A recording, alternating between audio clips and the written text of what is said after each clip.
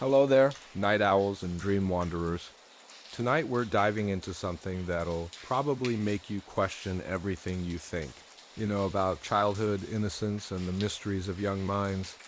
We're talking about children who dreamed about their own death ceremonies in such vivid, impossible detail that it challenges our basic understanding of what kids should know about mortality and funeral customs they'd never witnessed.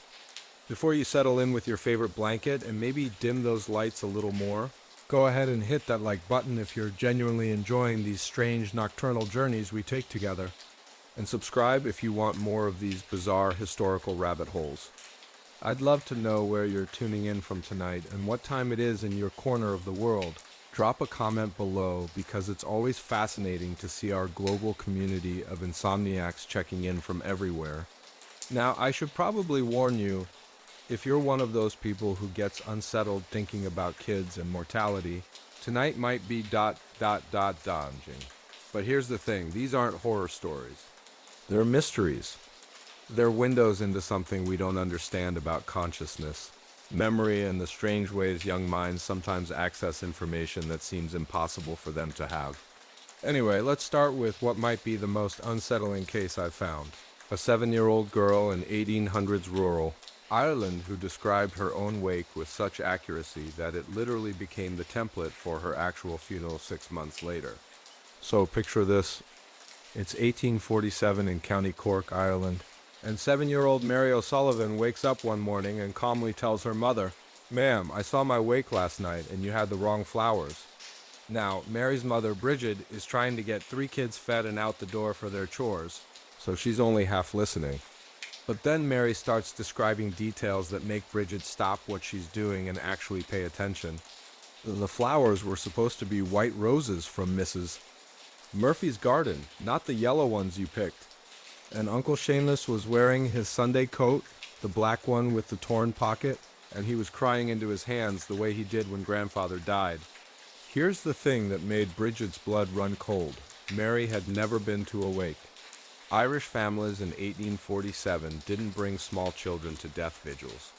It was considered inappropriate and potentially harmful to young minds. Mary had no reference point for what a traditional Irish wake looked like, how the body would be displayed, what prayers would be said, or how the family would arrange themselves around the deceased. But in her dream, Mary saw everything with documentary precision. She described how her body would be laid out on the kitchen table, which was the custom, though she'd never seen it done. She knew that the women would keen that specific type of Irish morning song, and she could even hum the melody that Mrs. Flanagan would sing, even though she'd never heard Mrs. Flanagan keen before. I mean, keening isn't something you just pick up casually. It's this haunting, wailing form of mourning that Irish women had been doing for centuries. Each family had their own traditional melodies, passed down through generations of mothers and daughters, and Mary was humming Mrs. Flanagan's family melody, a tune that Mrs. Flanagan herself hadn't sung in public for over a decade. What made this dream absolutely eerie was Mary's knowledge of funeral customs she couldn't possibly have learned. She told her mother that coins would be placed on her eyes to keep them closed, that candles would burn at her head and feet, and that someone would sit with her body all night to keep evil spirits away. These were traditional practices, but not things a 7-year-old would know about unless she'd witnessed them firsthand. But Mary's knowledge went deeper than just the basic rituals. She knew the specific sequence of events during an Irish wake. She told her mother that first the women would wash her body with soap made from ash and animal fat, a traditional preparation that most families had stopped using in favor of store-bought soap. Then her body would be dressed in her best clothes, but with the addition of a small crucifix placed in her hands and rosary beads wrapped around her fingers. Mary even knew about the traditional wake games that would be played to keep mourners awake through the night. She described how the young men would play cards in the corner of the room, how stories would be told about the deceased, and how there would be a specific moment when everyone would fall silent and pray the rosary together. These weren't customs that were discussed with children. They were adult traditions that 7-year-olds were deliberately excluded from. But here's where it gets really specific and disturbing. Mary knew about the food traditions associated with Irish wakes. She told her mother that there would be a special cake called funeral cake, made with whiskey and currants, that clay pipes would be provided for the men to smoke, and that snuff would be offered to the women.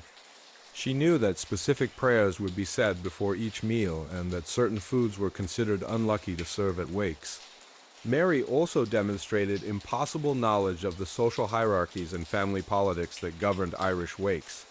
She knew which relatives would be expected to attend, in what order they would pay their respects, and how the seating arrangements would reflect family relationships and community standing. She understood that certain aunts and uncles had to be invited, even though the family didn't get along with them, because excluding them would bring bad luck and social shame. The really unsettling part was Mary's knowledge of the spiritual beliefs surrounding death and the afterlife in Irish Catholic culture. She told her mother that her soul would linger near her body for 3 days before departing for purgatory, and that the prayers and keening during the wake would help speed her soul's journey. She knew about the traditional belief that the dead could hear conversations for several hours after death, and that family members should be careful about what they said in the presence of the body. Mary even knew about regional variations in wake customs that were specific to County Cork. She described how her wake would differ from wakes in other parts of Ireland, details like the specific flowers that grew in their area and were traditionally used for funerals, the local variations in keening melodies, and the particular foods that were prepared in their region for funeral gatherings. For the next several weeks, Mary would periodically add details to her wake description. She'd mention that Cousin Patrick would arrive late because his horse would throw a shoe. She'd say that the priest would spill holy water on the floor and that her aunt would slip trying to clean it up. These weren't generic predictions. They were specific, detailed scenes that seemed to come from first-hand observation. Mary also predicted interpersonal drama that would unfold during her wake. She told her mother that Uncle Michael and Uncle Thomas would get into an argument about money, that her grandmother would faint during the keening, and that little cousin Siobhan would be frightened by the candles and start crying. She even predicted that Mrs. O'Brien from down the road would bring her famous brown bread, but would forget to bring butter, causing a minor social awkwardness. The child's knowledge extended to practical details about funeral logistics that would be handled by adults. She knew how her body would be transported to the church for the funeral mass, which men would serve as pallbearers, and how the funeral procession would be organized. She understood the traditional routes taken to avoid certain houses or areas that were considered unlucky, and she knew which cemetery she would be buried in and why that particular location was chosen. What really disturbed her family was Mary's understanding of the financial aspects of her funeral. She knew how much money her wake would cost, who in the family would contribute what amounts, and how the expenses would be divided among relatives. She understood that certain items would need to be purchased: candles, flowers, food, drink, and she knew which shops in town provided the best prices for funeral supplies. Mary's parents, Padraig and Bridget O'Sullivan, were poor tenant farmers who struggled to feed their family and pay rent to their English landlord. The idea of an expensive wake was terrifying to them, but Mary seemed to understand that the community would rally together to ensure she received a proper send-off regardless of her family's financial limitations. As the weeks passed, Mary's funeral predictions became more detailed and emotionally complex. She described not just what would happen during her wake, but how different family members would react emotionally. She knew that her father would try to appear strong, but would break down when he thought no one was watching. She predicted that her little brother would be confused and ask innocent questions that would make the adults cry. She even knew that her mother would blame herself for Mary's death and would need comfort from other women in the community. 6 months later, Mary died suddenly of what would probably be diagnosed today as meningitis. The fever came on quickly, and within 3 days she was gone. And here's what made everyone remember her dream. Every single detail came true. The white roses from Mrs. Murphy's garden, Uncle Seamus in his torn black coat crying into his hands, Mrs. Flanagan keening the exact melody Mary had hummed, Cousin Patrick arriving late because of his horse, the priest spilling holy water. All of it, exactly as a 7-year-old had dreamed it would happen, the really unsettling part. Mary's family used her dream as a guide for the actual wake. When her mother couldn't decide which flowers to pick, she remembered Mary saying they should be white roses. When they were arranging the furniture, they positioned everything according to Mary's description. It was as if a child had written the script for her own farewell ceremony, but the accuracy went beyond what the family could control. The social dynamics, the interpersonal conflicts, the emotional reactions, everything unfolded exactly as Mary had predicted. Uncle Michael and Uncle Thomas did argue about money. Mary's grandmother did faint during the keening. Little cousin Sheovan was frightened by the candles. Mrs. O'Brien brought brown bread, but forgot the butter. The wake became an eerie fulfillment of a 7-year-old's impossible dream. The community was so shaken by the accuracy of Mary's predictions that her wake became legendary in County Cork. People traveled from neighboring villages to pay their respects and to witness the funeral that a child had designed in her dreams. The story was passed down through generations, becoming part of local folklore about the mysterious connections between children's minds and the spirit world. What makes Mary O'Sullivan's story particularly compelling is how it demonstrates the way children's death dreams can serve multiple functions simultaneously. Mary's vision wasn't just a prediction. It was also a preservation of cultural traditions that were beginning to fade as Ireland modernized and adapted to English influence. Her dream became a template for authentic Irish wake customs that helped her community reconnect with traditions their grandparents had practiced, but younger generations were starting to forget. In predicting her own death, Mary also preserved a piece of Irish cultural heritage that might otherwise have been lost to time and social change. Dreams don't just show us what we fear might happen. Sometimes they show us what will happen, whether we're ready for that knowledge or not. And sometimes, as in Mary's case, they show us not just our personal futures, but the cultural legacies we're meant to preserve and pass on to those who will continue living after we're gone. Now, if Mary O'Sullivan's story was unsettling, wait until you hear about 5-year-old Thomas Chun, whose funeral dream in 1923 San Francisco involved cultural customs he'd never been exposed to, and burial traditions that his immigrant family had left behind in China decades earlier. Thomas was born in San Francisco to Chinese parents who had immigrated during the Gold Rush era, part of that massive wave of Chinese workers who came seeking fortune in Gansan, the Golden Mountain. His parents, David and Mei-Lin Chun, had arrived in America in 1895, fleeing poverty and political upheaval in Guangdong province. Like so many immigrants, they were caught between two worlds, honoring their ancestral heritage while desperately trying to assimilate into American society. By 1923, the Chun family had been living in America for nearly 3 decades. They owned a small laundry business on Grant Avenue in Chinatown, attended the Methodist Episcopal Church on Stockton Street, and had deliberately distanced themselves from what they considered old country superstitions. David Chin spoke perfect English with only a slight accent, wore Western clothing, and insisted that his children would be Americans first, Chinese second. The family lived in a modest apartment above their laundry, where the constant smell of soap and starch mixed with the occasional aromas of traditional Chinese cooking that Mei-Lin prepared when she was feeling homesick. Thomas was their youngest child, born after they'd already raised 2 daughters who had married and moved away. At 5 years old, he was bright, curious, and spoke primarily English, though he understood basic Cantonese when his parents spoke privately. But in October 1923, Thomas began having recurring dreams that would challenge everything his family thought they'd left behind in China. These weren't typical childhood nightmares about monsters or getting lost. They were elaborate, detailed visions of his own funeral conducted according to traditional Chinese customs that his parents hadn't practiced in over 20 years. The first time Thomas described one of these dreams, his parents thought he was simply repeating something he'd overheard from elderly customers at the laundry. Chinese immigrants often gathered in laundries and restaurants to gossip and share news from home, and conversations sometimes turned to death and funeral customs when someone received word that a relative in China had passed away.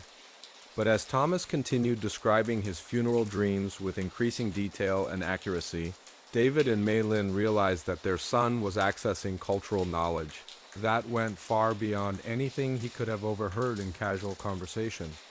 Thomas told his parents that in his dreams, his body was dressed in white silk robes with intricate silver thread embroidery depicting dragons and phoenixes, symbols of imperial power and rebirth that were traditionally reserved for the most elaborate Chinese funerals. He described how the silk would shimmer in candlelight and how the embroidery patterns would tell stories about his family's ancestral lineage and spiritual journey. But here's what made David Sheen's hands shake when he heard this. Thomas was describing funeral garments that were specific to their family's home village in Guangdong province. The particular embroidery patterns, the specific symbols, even the way the robes would be cut and sewn, these were regional customs that varied from village to village in China. Thomas was describing details that were unique to the Chun family's ancestral burial traditions. Thomas also knew about the food offerings that would be placed around his coffin. He described plates of whole steamed fish, roasted suckling pig, bowls of rice wine, fresh fruit arranged in specific patterns, and traditional sweets that were made only for funeral ceremonies. But these weren't just generic Chinese foods.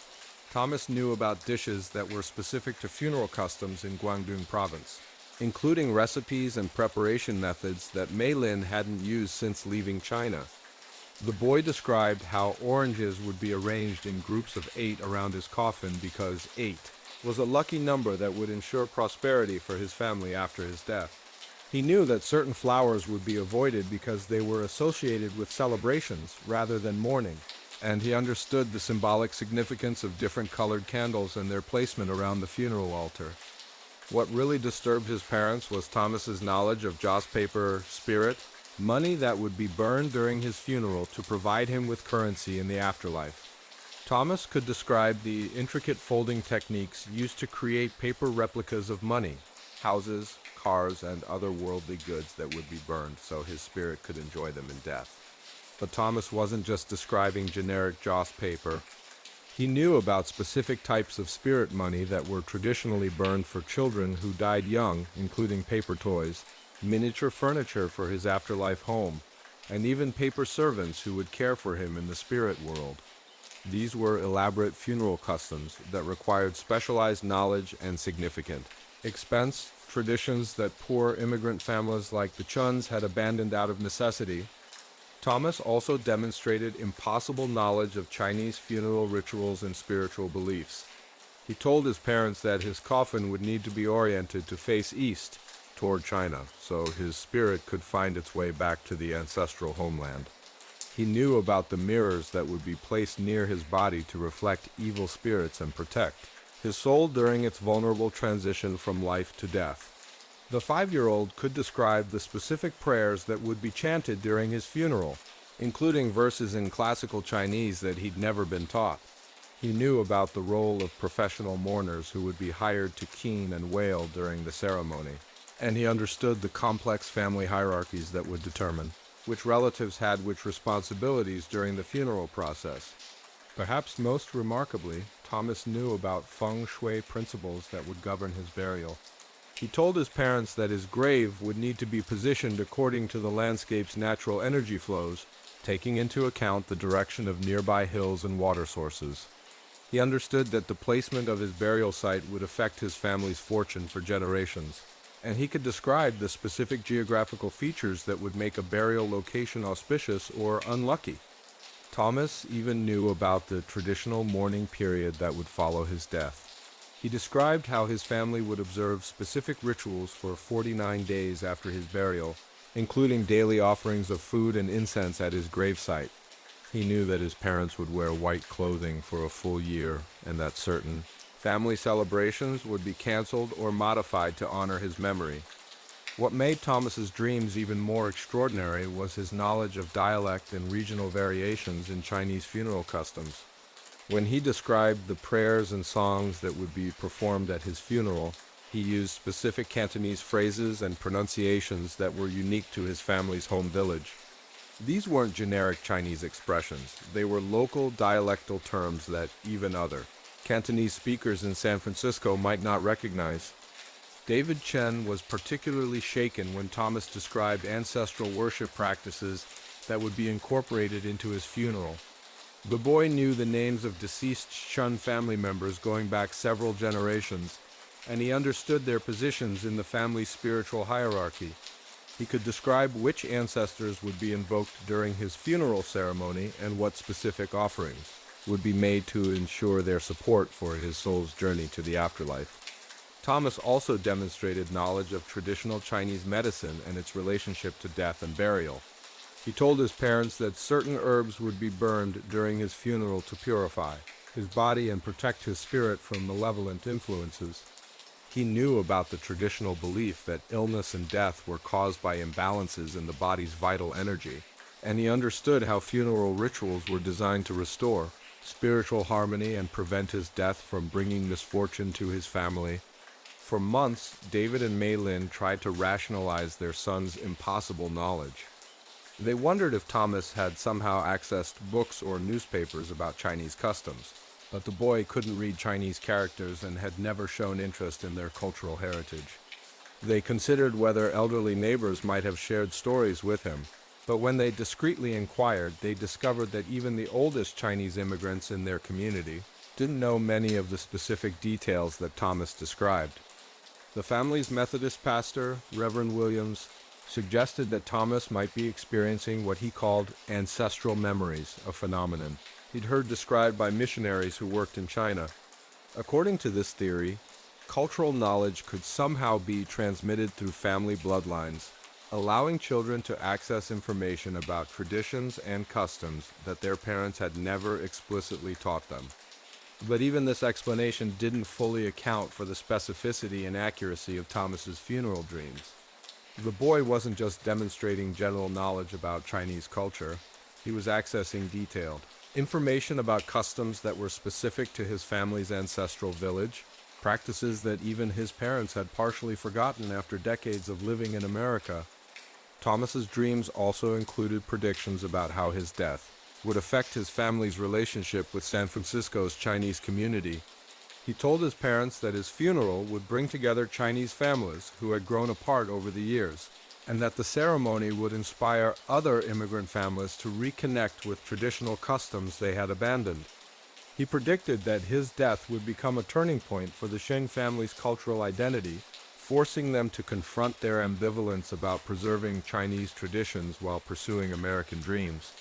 Thomas seemed to understand that his funeral would serve as more than just a farewell ceremony. It would be a cultural awakening that would reshape his family's understanding of their heritage. When Thomas died in March 1924, from complications related to the influenza pandemic that was sweeping through California, his parents faced the most difficult decision of their lives. They could give him a simple American funeral that would fit with their assimilated lifestyle and Methodist faith, or they could honor the elaborate Chinese ceremony that their son had described in such vivid detail. After days of agonizing deliberation, they chose to follow Thomas's dreams. Using their life savings and borrowing money from relatives, David and Mei Lin organized the most traditional Chinese funeral that San Francisco's Chinatown had witnessed in years. They hired professional mourners, commissioned the elaborate silk funeral garments Thomas had described, and arranged for all the food offerings, joss paper, and ceremonial items that their son had specified in his dreams. The funeral became a major event in San Francisco's Chinese community. Families who hadn't spoken to each other in years came together to honor Thomas and witness the authentic Chinese ceremony his dreams had inspired. Elder immigrants who had maintained stronger connections to traditional customs served as advisors, helping the Chun family navigate rituals that had grown unfamiliar after decades of American assimilation. Local Chinese newspapers covered the funeral extensively, describing it as a remarkable example of cultural preservation and the mysterious ways that ancestral wisdom could be transmitted across generations. The ceremony sparked conversations throughout Chinatown about the importance of maintaining traditional customs and teaching younger generations about their cultural heritage. What made Thomas's funeral even more significant was its impact on other Chinese immigrant families in San Francisco. Witnessing the elaborate ceremony reminded many parents of traditions they had abandoned and inspired them to reconnect with aspects of their cultural identity they had thought were lost forever. Thomas's death became a catalyst for cultural revival within the Chinese American community. Years later, people still talked about Thomas Chen's funeral as a turning point in San Francisco Chinatown's cultural evolution. The ceremony demonstrated that traditional Chinese customs could coexist with American lifestyles, and that preserving cultural heritage didn't necessarily mean rejecting assimilation and success in American society. Thomas Chin's story raises profound questions about cultural memory, genetic inheritance, and the mysterious ways that ancestral knowledge might be preserved and transmitted. His funeral dreams suggest that our connections to cultural traditions might be deeper and more persistent than we realize, surviving even when families make conscious decisions to abandon or forget their ancestral practices.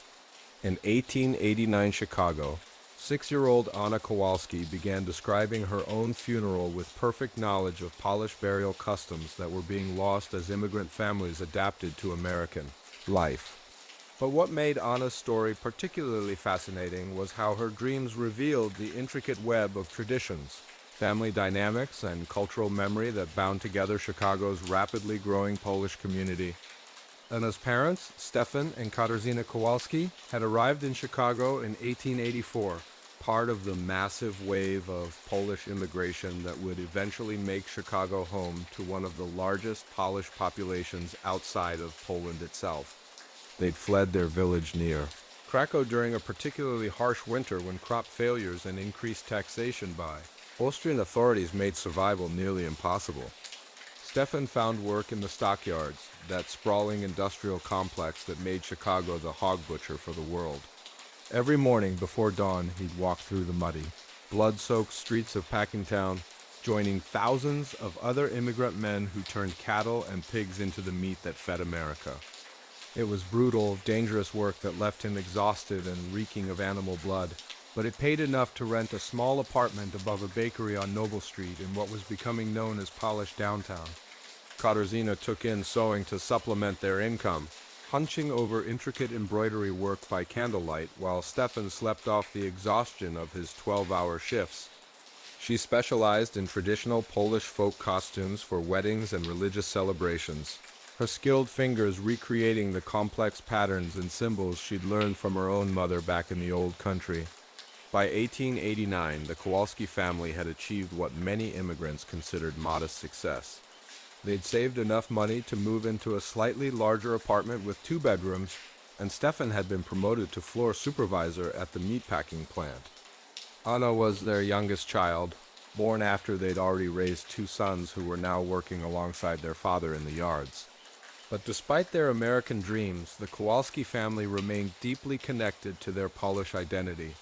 They attended St. Adalbert Catholic Church, where masses were conducted in Polish, and the priest, Father Brzezinski, had been born in Warsaw.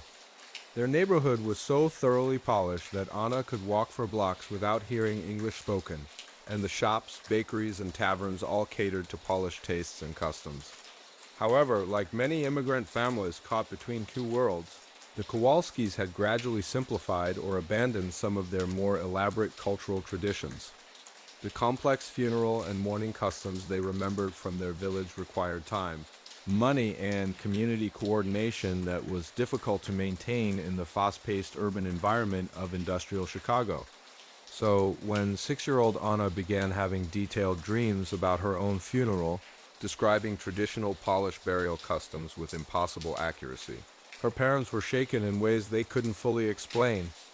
This wasn't just a child having nightmares. This was their daughter accessing cultural knowledge that went far deeper than anything they'd consciously taught her. Anna's funeral dreams began in the autumn of 1889, just as Chicago's brutal winter was beginning to grip the city. She would wake up in the morning and calmly describe elaborate visions of her own death and burial, using Polish words and concepts that she'd never been formally taught. In her dreams, Anna saw herself lying in an ornate wooden casket that had been handcrafted by Mr. Kowalczyk, the neighborhood carpenter who specialized in traditional Polish furniture. She knew that the casket would be made from oak wood that had been blessed by the priest, and that specific symbols would be carved into the sides, Catholic crosses intertwined with Polish eagles and traditional folk art patterns. Anna could describe the exact way her body would be prepared for burial, She knew that the neighborhood women, Mrs. Novak, Mrs. Lewandowski, and Mrs. Kowalczyk, would wash her body with soap that had been made from ash and animal fat, following traditions that dated back centuries in rural Poland.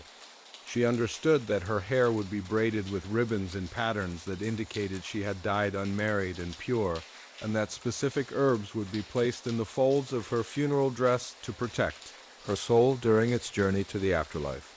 But what really amazed her parents was Anna's knowledge of the elaborate funeral clothing she would wear.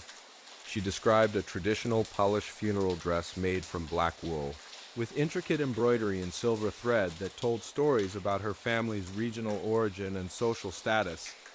She knew that the dress would have specific sleeves and collar designs that were unique to their area of Poland, and that certain buttons and fasteners would be made from materials that had symbolic significance in Polish funeral customs. Anna even knew about the jewelry and religious items that would be placed on her body. She described a rosary that had belonged to her great-grandmother, made from carved bone beads that had been blessed by a priest in Krakow. She knew that a small silver cross would be placed around her neck, and that coins would be placed in her hands to pay for her passage to the afterlife. What made Anna's dreams even more extraordinary was her detailed knowledge of the wake that would precede her funeral. She described how her body would lie in state in the family's apartment for 3 days and nights, with candles burning continuously at her head and feet. She knew that family members and neighbors would take turns sitting with her body around the clock, praying the rosary and telling stories about her short life. Anna could describe the specific foods that would be prepared for the mourners who came to pay their respects. She knew about traditional Polish funeral bread that would be baked by Mrs. Jankowski, the neighborhood woman who was famous for her skill with traditional recipes. She understood that specific soups and stews would be prepared using ingredients and cooking methods that had been passed down through generations of Polish families. The 6-year-old also demonstrated impossible knowledge of the complex social dynamics that would surround her funeral. She predicted which relatives would attend, including distant cousins from Milwaukee and Detroit, whom she'd never met but who would feel obligated to make the journey to Chicago for her burial. She knew about family feuds and alliances that would temporarily be set aside in the face of tragedy, and she could describe specific conversations that would take place between relatives who hadn't spoken to each other in years. Anna even predicted the interpersonal conflicts that would arise during her wake. She told her parents that Uncle Joseph and Uncle Stanisław would argue about money, specifically about who would pay for the elaborate funeral expenses. She knew that some relatives would whisper about whether the family was spending too much money on the funeral when they should be saving for practical necessities.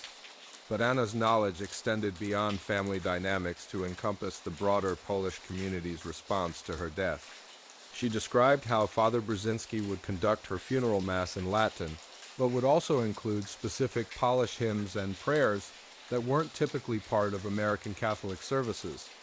She knew that the church choir would sing traditional Polish funeral songs, including Boż Koch Polski, and other hymns that connected her death to the broader experience of Polish exile and suffering. Anna could also describe the elaborate funeral procession that would carry her from the church to the cemetery. She knew that her casket would be carried by 6 men from the neighborhood, specific individuals whom she named, including her father, her 2 brothers, and 3 family friends who were considered pillars of the Polish community. She understood that the procession would follow a specific route through the neighborhood, stopping at significant locations that had meaning for the Polish immigrant community. Perhaps most remarkably, Anna knew about the cemetery where she would be buried and the specific rituals that would be performed at her graveside. She described Mount Mary Cemetery, a Catholic cemetery on Chicago's northwest side that had become the preferred burial place for Polish immigrants. She could describe the exact section where she would be buried, among other Polish families, and she knew about the specific prayers and ceremonies that would be performed as her casket was lowered into the ground. Anna even knew about the headstone that would mark her grave. She described the Polish and English inscriptions that would be carved into the stone, including traditional phrases and symbols that reflected her family's cultural heritage. She knew that fresh flowers would be placed on her grave regularly, and that family members would visit on specific holy days to pray for her soul. But Anna's funeral dreams didn't end with her burial. She also described the traditional mourning period that would follow her death, including customs and practices that her family had largely abandoned since immigrating to America. She knew about Zaduszki, the traditional Polish Day of the Dead celebrations when families would visit graves and pray for departed relatives. She understood the significance of specific mourning clothing and the social obligations that would govern her family's behavior during their period of grief. Anna also demonstrated knowledge of the economic aspects of her funeral that would affect her family's financial situation. She understood that traditional Polish funerals were expensive affairs that could bankrupt working-class families. But she also knew that the Polish community had developed informal networks of mutual support that would help her family manage the costs. She could describe how neighbors would contribute money, food, and services to ensure that she received a proper burial despite her family's limited resources. What made Anna's dreams particularly disturbing was her emotional detachment as she described these elaborate preparations for her own death. She spoke about her funeral with the calm precision of someone discussing arrangements for a community celebration, showing none of the fear or sadness that you might expect from a child contemplating her own mortality. Stefan and Katarzyna were torn between dismissing their daughter's dreams as childhood, imagination, and recognizing that Anna was accessing cultural knowledge that went far beyond anything she could have learned through normal channels. They consulted with Father Brzezinski, who was initially skeptical but became increasingly concerned as Anna continued to describe traditional Polish funeral customs with documentary accuracy. The priest suggested that Anna might be experiencing what he called ancestral memories, a phenomenon he'd heard described by older priests who had worked with immigrant communities. According to this theory, cultural knowledge could somehow be transmitted through family bloodlines, allowing children to access traditions and customs that their parents had never explicitly taught them. But even this spiritual explanation didn't fully account for the specificity of Anna's funeral dreams. She wasn't just demonstrating general knowledge about Polish culture, she was accessing detailed information about customs that were specific to her family's regional background and social circumstances. Anna's dreams also included predictions about how her death would affect the broader Polish community in Chicago. She told her parents that her funeral would bring together Polish families who had grown apart over the years, and that the ceremony would inspire other immigrant families to reconnect with traditional customs they had abandoned while pursuing American dreams. She predicted that her death would become a catalyst for cultural preservation within Chicago's Polish community, forcing families to confront their ambivalence about maintaining old-world traditions while adapting to American life. Anna seemed to understand that her funeral would serve as more than just a farewell ceremony. It would be a cultural awakening that would reshape the community's understanding of their heritage. As autumn turned to winter, Anna's health began to decline. She developed a persistent cough and seemed to grow weaker with each passing day. Stefan and Katarzyna consulted with Dr. Kowalski, no relation, one of the few Polish doctors in Chicago, but he could find no specific illness that explained Anna's gradual deterioration. In December 1889, Anna contracted pneumonia during one of Chicago's worst winter storms. Despite Dr. Kowalski's efforts and the prayers of Father Brzezinski, she died quietly on a Sunday morning while snow fell heavily outside their apartment windows. Following Anna's detailed instructions, her family organized the most elaborate traditional Polish funeral that Chicago's immigrant community had witnessed in years. Using their savings and accepting financial help from neighbors, Stefan and Katarzyna recreated every aspect of the ceremony that Anna had described in her dreams. The wake lasted for 3 days and nights, with Anna's body displayed in the handcrafted oak casket that Mr. Kowalczyk had built according to her specifications. She was dressed in the traditional black funeral dress that Katarzyna had sewn, complete with the intricate silver embroidery that Anna had described. The neighborhood women had prepared her body exactly as she had envisioned, and every detail of the ceremony followed the traditional patterns she had outlined. Anna's funeral became a major event in Chicago's Polish community. Relatives traveled from other cities to attend, just as Anna had predicted. The conflicts and reconciliations she had foreseen played out exactly as she had described. Even the weather cooperated. Snow fell heavily during the funeral procession, creating the solemn, beautiful atmosphere that Anna had envisioned in her dreams. Father Brzezinski conducted the funeral mass in St. Adalbert Church, incorporating all of the traditional Polish elements that Anna had specified. The choir sang the ancient hymns she had requested, and the service became a powerful reminder of the cultural traditions that connected Chicago's Polish immigrants to their homeland. The funeral procession followed the exact route through the neighborhood that Anna had described, stopping at locations that had significance for the Polish community. Her burial in Mount Mary Cemetery proceeded according to all the traditional customs she had outlined, with prayers in both Latin and Polish and ceremonies that few of the younger generation had ever witnessed. But perhaps the most remarkable aspect of Anna's funeral was its lasting impact on Chicago's Polish community. Her death became a catalyst for cultural revival, inspiring Polish families to reconnect with traditions they had been gradually abandoning. The funeral sparked conversations throughout the neighborhood about the importance of preserving cultural heritage and passing traditional knowledge to younger generations. Local Polish newspapers covered Anna's funeral extensively, describing it as a powerful example of how immigrant communities could maintain their cultural identity while adapting to American life. The story spread beyond Chicago, inspiring Polish communities in other American cities to revive their own traditional funeral and mourning customs. Anna Kowalski's story demonstrates how children's funeral dreams can serve as repositories of cultural memory, preserving traditions that might otherwise be lost to the pressures of assimilation and modernization. Her dreams weren't just personal visions. They were cultural artifacts that helped her community reconnect with ancestral wisdom and traditional practices. Years later, people still talked about Anna's funeral as a turning point in Chicago's Polish community, a moment when immigrants realized that they could honor their heritage without sacrificing their American dreams. Her death became a reminder that cultural traditions aren't just quaint customs from the past. They're living connections to identity, community, and the deeper meanings that make life worth living. Here's a story that's going to make you question everything you think. You know about childhood psychic experiences during wartime?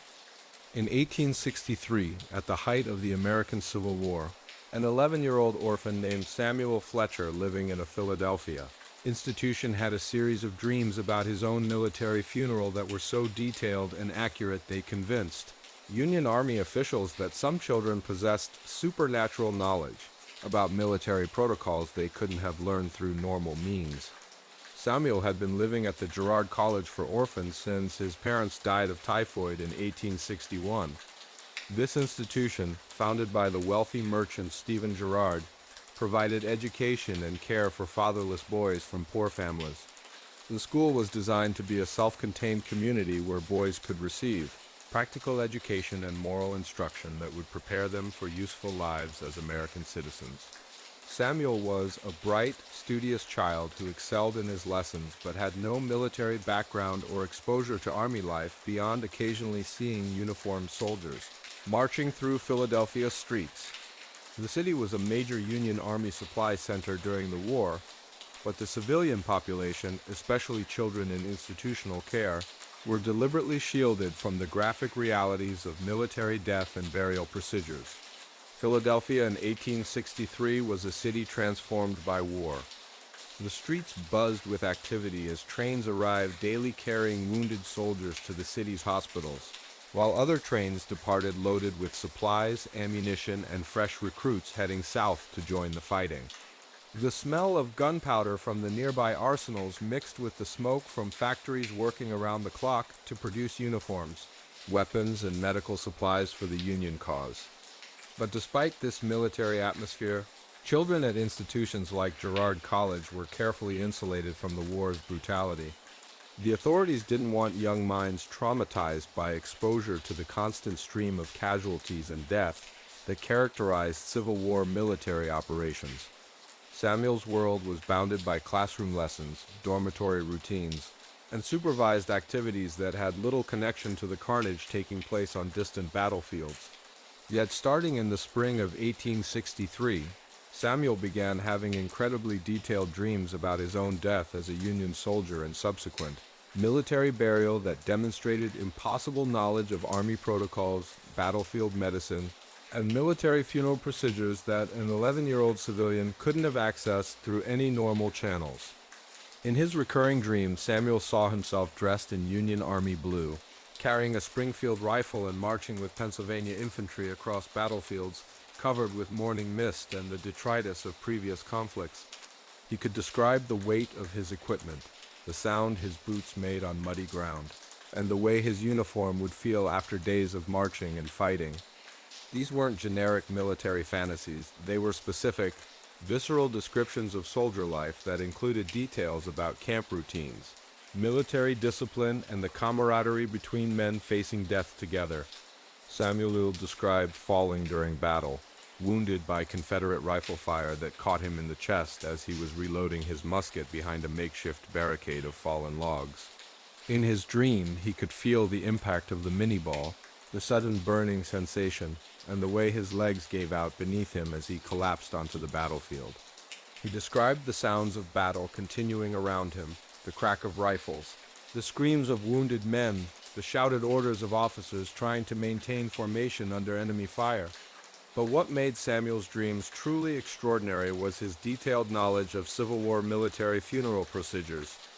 He described his body being recovered from the battlefield by members of his regiment, carried to a field hospital tent where Army surgeons would make a cursory examination before determining that his wounds were fatal. He knew about the triage systems used in field hospitals, where doctors had to quickly decide which wounded soldiers could be saved and which were beyond help.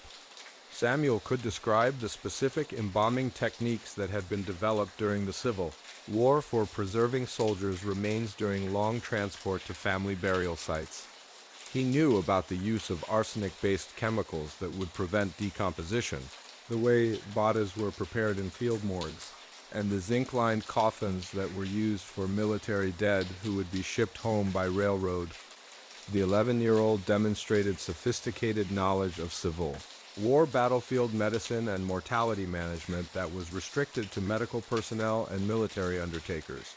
He could describe the different types of wounds caused by various weapons, the surgical techniques used by Army doctors working under primitive conditions, and the procedures for identifying and cataloging dead soldiers to ensure that families could be notified of their losses.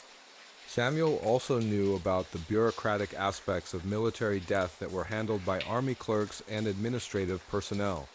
He could describe the paperwork that would be filled out when he died, the process for notifying his next of kin, in his case, the directors of Girard College, and the military pension procedures that would theoretically provide support for his survivors, though as an orphan he had no family to benefit from such provisions.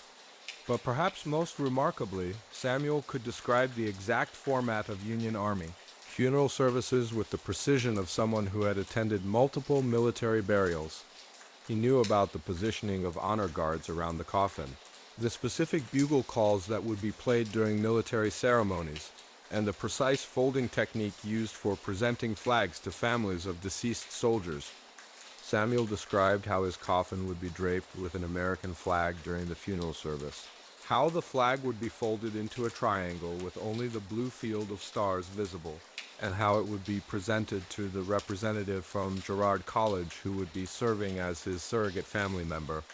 He knew about the 3 rifle volleys that would be fired over military graves, the specific timing intervals between each volley, and the way the sound would echo across cemetery grounds. The boy also demonstrated detailed knowledge of military cemetery procedures and burial protocols. He could describe the layout of military burial grounds, with graves arranged in precise formation and marked with standardized headstones bearing regulation inscriptions. He knew about the paperwork required for military burials, the coordination between Army personnel and civilian cemetery administrators, and the long-term maintenance procedures for military grave sites. What made Samuel's dreams even more unsettling was his knowledge of the emotional and psychological aspects of military death. He described the grief experienced by fellow soldiers who survived while their comrades died, the way units would memorialize fallen members, and the informal rituals that developed among fighting men to honor their dead. He understood the complex mixture of sorrow, guilt, and relief that characterized soldiers' responses to battlefield casualties. Samuel could also describe the impact his death would have on military morale and unit cohesion. He knew that the loss of young soldiers was particularly demoralizing for veteran troops, and he understood how officers would need to manage the emotional aftermath of casualties while maintaining their unit's fighting effectiveness. He demonstrated sophisticated awareness of military psychology and leadership challenges that went far beyond what an 11-year-old civilian should understand. When Samuel shared these dreams with Thomas Morrison, the headmaster of Girard College, Morrison was initially puzzled by the boy's elaborate military fantasies. Samuel had always been an imaginative child, and Morrison assumed that he was processing anxiety about the war through detailed daydreams about soldier life and death. But as Samuel continued to describe military procedures and funeral protocols with increasing accuracy and sophistication, Morrison became concerned about the source of this specialized knowledge. The boy wasn't just fantasizing about military adventures, he was demonstrating expert understanding of Army regulations, medical procedures, and administrative systems that were unknown to civilians. Morrison consulted with Colonel James Patterson, a Union Army officer who occasionally visited Girard College to speak about military service to older boys who might be considering enlistment when they came of age. When Morrison discreetly described Samuel's dreams, Colonel Patterson was amazed by the accuracy of the military funeral protocols the 11-year-old had described. Patterson confirmed that Samuel's visions contained precise details about Army burial procedures that were known only to military personnel with specific training in mortuary affairs. The boy's knowledge of battlefield medicine, casualty processing, and funeral regulations was so accurate that Patterson wondered if Samuel had somehow gained access to confidential military manuals or had overheard detailed conversations between Army personnel. But investigation revealed no plausible source for Samuel's specialized knowledge. He had never left the grounds of Girard College without supervision, had no access to military publications, and had never been exposed to detailed discussions of Army procedures. The boy seemed to be accessing information about military death and burial that was simply unavailable to civilians, especially children in institutional care. The situation became even more perplexing when Samuel began predicting specific details about his future military service. He told Morrison that he would enlist in the Union Army at age 16 by lying about his birth date, that he would serve with the 5th Pennsylvania Infantry Regiment, and that he would die during combat operations near Spotsylvania Courthouse in Virginia. These predictions seemed impossible for multiple reasons. Samuel was only 11 years old and wouldn't be eligible for military service for several years. The Battle of Spotsylvania Courthouse hadn't occurred yet and wasn't being planned by Union military strategists. Yet Samuel described this future battle with tactical precision, including troop movements, battlefield geography, and casualty patterns that would later prove to be completely accurate. Samuel also predicted the specific circumstances of his enlistment and military service with remarkable detail. He told Morrison that he would run away from Girard College in 1867, make his way to a Union Army recruiting station, and convince the enlistment officers that he was 8 years old despite his youthful appearance. He described the training he would receive, the unit he would be assigned to, and the campaigns he would participate in before his death. What made these predictions even more extraordinary was Samuel's emotional preparation for his anticipated military service and death. Unlike most children who might fantasize about military glory and heroic adventures, Samuel approached his future service with the soberness of someone who understood the real costs of warfare. He spoke about military service as a duty he was destined to fulfill, not as an exciting adventure he was eager to experience. Samuel also demonstrated unusual maturity in discussing his anticipated death. He showed no fear or anxiety about the fate he believed awaited him, instead expressing a kind of resigned acceptance that suggested he viewed his future Military service and death as inevitable components of his life story. This emotional detachment was particularly striking in such a young child. As the months passed, Samuel's dreams became more detailed and emotionally complex. He began describing not just the mechanics of his death and burial, but the broader impact his service would have on the war effort and his fellow soldiers. He spoke about letters he would write to the directors of Girard College, describing his military experiences and expressing gratitude for the education and care he had received as an orphan. Samuel also predicted how his death would affect the other boys at Girard College.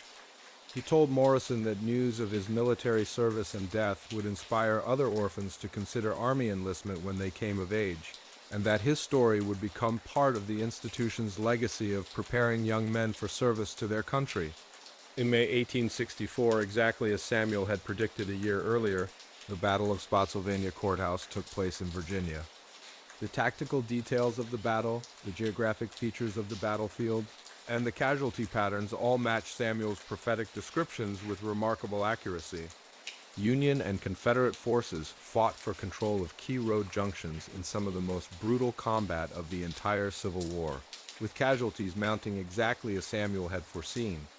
Meanwhile, Samuel continued living at Girard College, but his dreams about military service became increasingly vivid and compelling. Despite the institution's rules about minimum age for departure, Samuel managed to run away in 1867 when he was 15 years old, exactly as he had predicted. He made his way to a Union Army recruiting station in Philadelphia and enlisted by claiming to be 18, using forged documents and his mature demeanor to convince skeptical officers.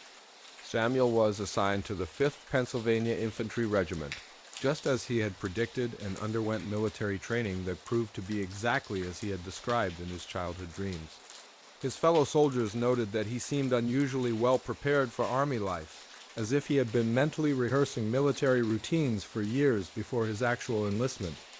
During his military service, Samuel wrote regular letters to the directors of Girard College, describing his experiences and expressing gratitude for his institutional upbringing.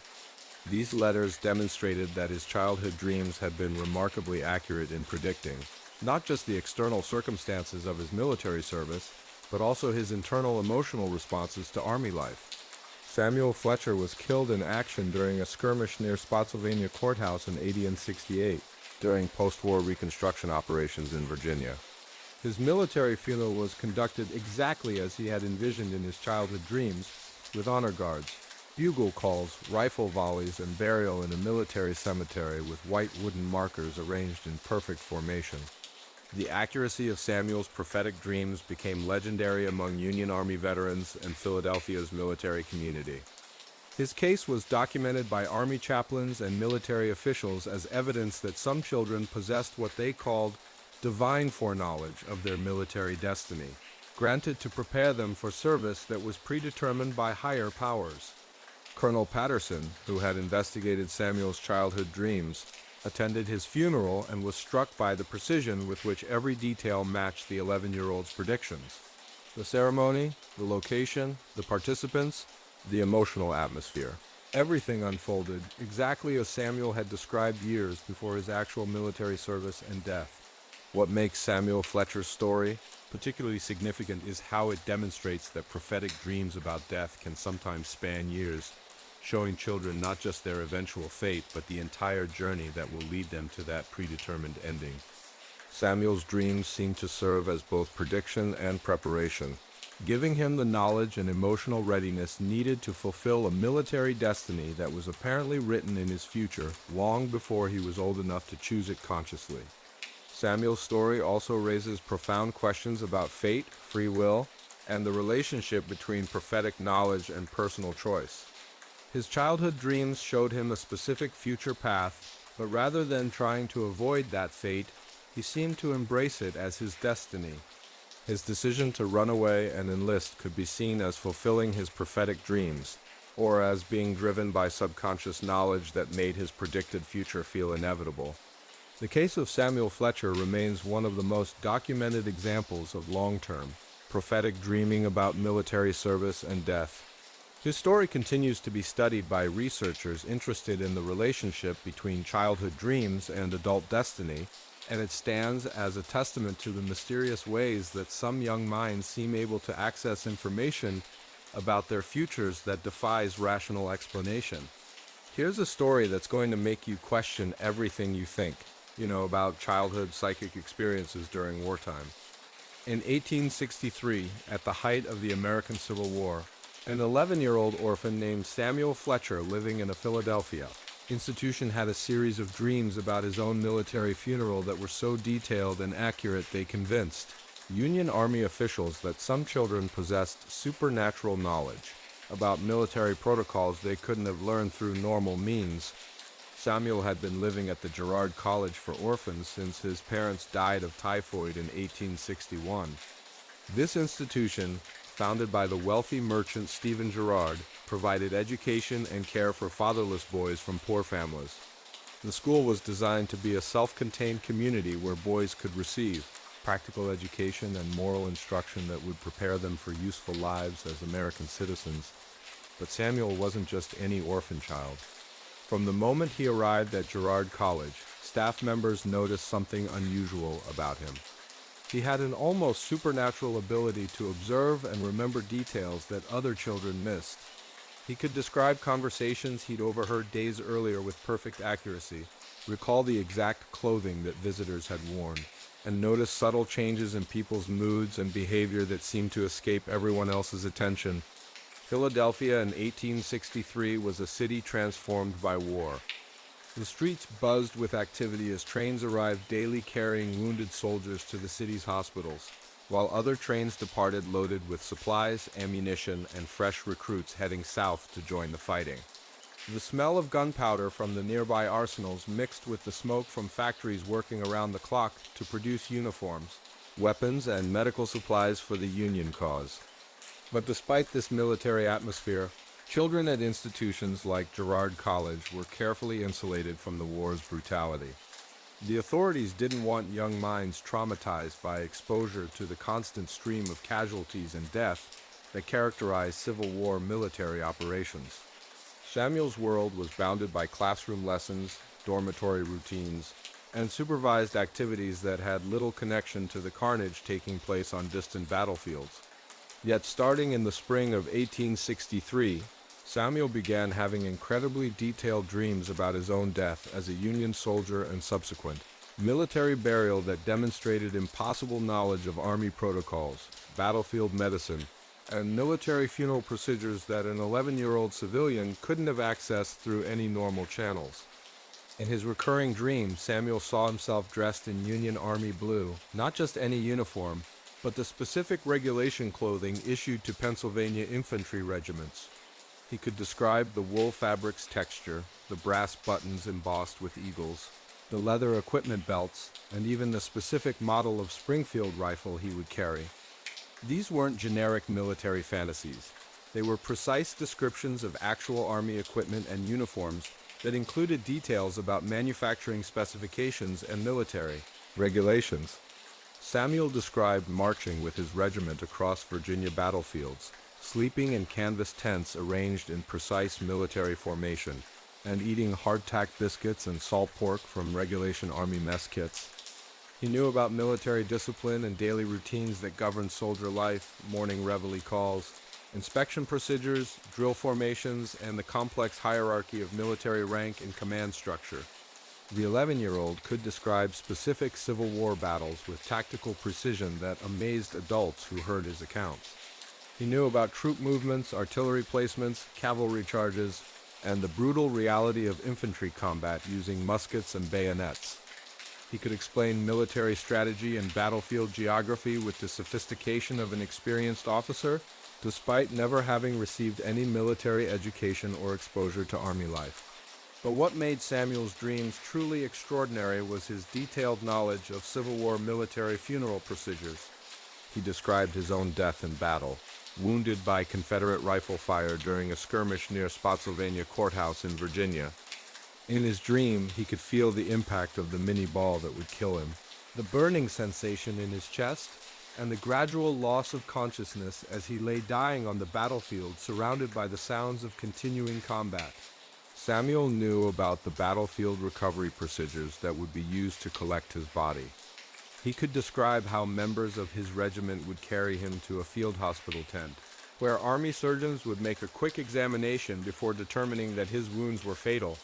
He understood the triage systems used in Civil War medical facilities, where doctors had to rapidly decide which wounded soldiers could be saved and which were beyond medical help. The boy demonstrated sophisticated knowledge of Civil War battlefield medicine that was restricted to medical personnel and military undertakers. He could describe the different types of wounds caused by various weapons, the primitive surgical techniques used by army doctors working under battlefield conditions, and the procedures for identifying and cataloging dead soldiers to ensure that families could be notified of their losses. Samuel also knew about the embalming techniques that had been developed during the Civil War for preserving soldiers' remains during long transport to family burial sites. He could describe the use of arsenic-based chemicals that would prevent decomposition, the way bodies were prepared in field morgues, and the zinc-lined coffins that were used for military dead who would be shipped home by railroad. Perhaps most remarkably, Samuel could describe the exact format of Union Army funeral services with the precision of someone who had attended multiple military burials. He knew about the positioning of honor guards around the coffin, the specific bugle calls that would be played during military ceremonies, and the precise folding technique used for presenting flags to families of deceased soldiers. Samuel described how his coffin would be draped with an American flag during the funeral service, how the flag would be folded into a triangle with only the blue field of stars visible, and how it would be presented to the representative from Girard College who would be serving as his surrogate family member. He knew about the 3 rifle volleys that would be fired over military graves, the specific timing intervals between each volley, and the way the sound would echo across cemetery grounds. The boy also demonstrated detailed knowledge of military cemetery procedures and burial protocols. He could describe the layout of military burial grounds, with graves arranged in precise formation and marked with standardized headstones bearing regulation inscriptions. He knew about the paperwork required for military burials, the coordination between Army personnel and civilian cemetery administrators, and the long-term maintenance procedures for military grave sites. What made Samuel's dreams even more disturbing was his emotional preparation for his anticipated military service and death. Unlike most children who might fantasize about military glory and heroic adventures, Samuel approached his future service with the soberness of someone who understood the real costs of warfare. He spoke about military service as a duty he was destined to fulfill, not as an exciting adventure he was eager to experience. Samuel also demonstrated unusual maturity in discussing his anticipated death. He showed no fear or anxiety about the fate he believed awaited him, instead expressing a kind of resigned acceptance that suggested he viewed his future, military service and death as inevitable components of his life story. This emotional detachment was particularly striking in such a young child. As the months passed, Samuel's dreams became more detailed and emotionally complex. He began describing not just the mechanics of his death and burial, but the broader impact his service would have on the war effort and his fellow soldiers. He spoke about letters he would write to the directors of Girard College, describing his military experiences and expressing gratitude for the education and care he had received as an orphan. Samuel predicted that his death would occur during what he called the final campaigns of the war, when Union forces would be pushing toward ultimate victory. He understood that his sacrifice, along with thousands of other young soldiers, would contribute to preserving the Union and ending slavery. This sophisticated understanding of the war's larger purposes seemed remarkable in an 11-year-old orphan. When Samuel shared these dreams with Thomas Morrison, the headmaster of Girard College, Morrison was initially puzzled by the boy's elaborate military fantasies. Samuel had always been an imaginative child, and Morrison assumed that he was processing anxiety about the war through detailed daydreams about soldier life and death. But as Samuel continued to describe military procedures and funeral protocols with increasing accuracy and sophistication, Morrison became concerned about the source of this specialized knowledge. The boy wasn't just fantasizing about military adventures, he was demonstrating expert understanding of Army regulations, medical procedures, and administrative systems that were unknown to civilians. Morrison consulted with Colonel James Patterson, a Union Army officer who occasionally visited Girard College to speak about military service to older boys who might be considering enlistment when they came of age. When Morrison discreetly described Samuel's dreams, Colonel Patterson was amazed by the accuracy of the military funeral protocols the 11-year-old had described. Patterson confirmed that Samuel's visions contained precise details about Army burial procedures that were known only to military personnel with specific training in mortuary affairs. The boy's knowledge of battlefield medicine, casualty, processing, and funeral regulations was so accurate that Patterson wondered if Samuel had somehow gained access to confidential military manuals or had overheard detailed conversations between Army personnel. The situation became even more perplexing when Samuel began predicting specific details about his future military service.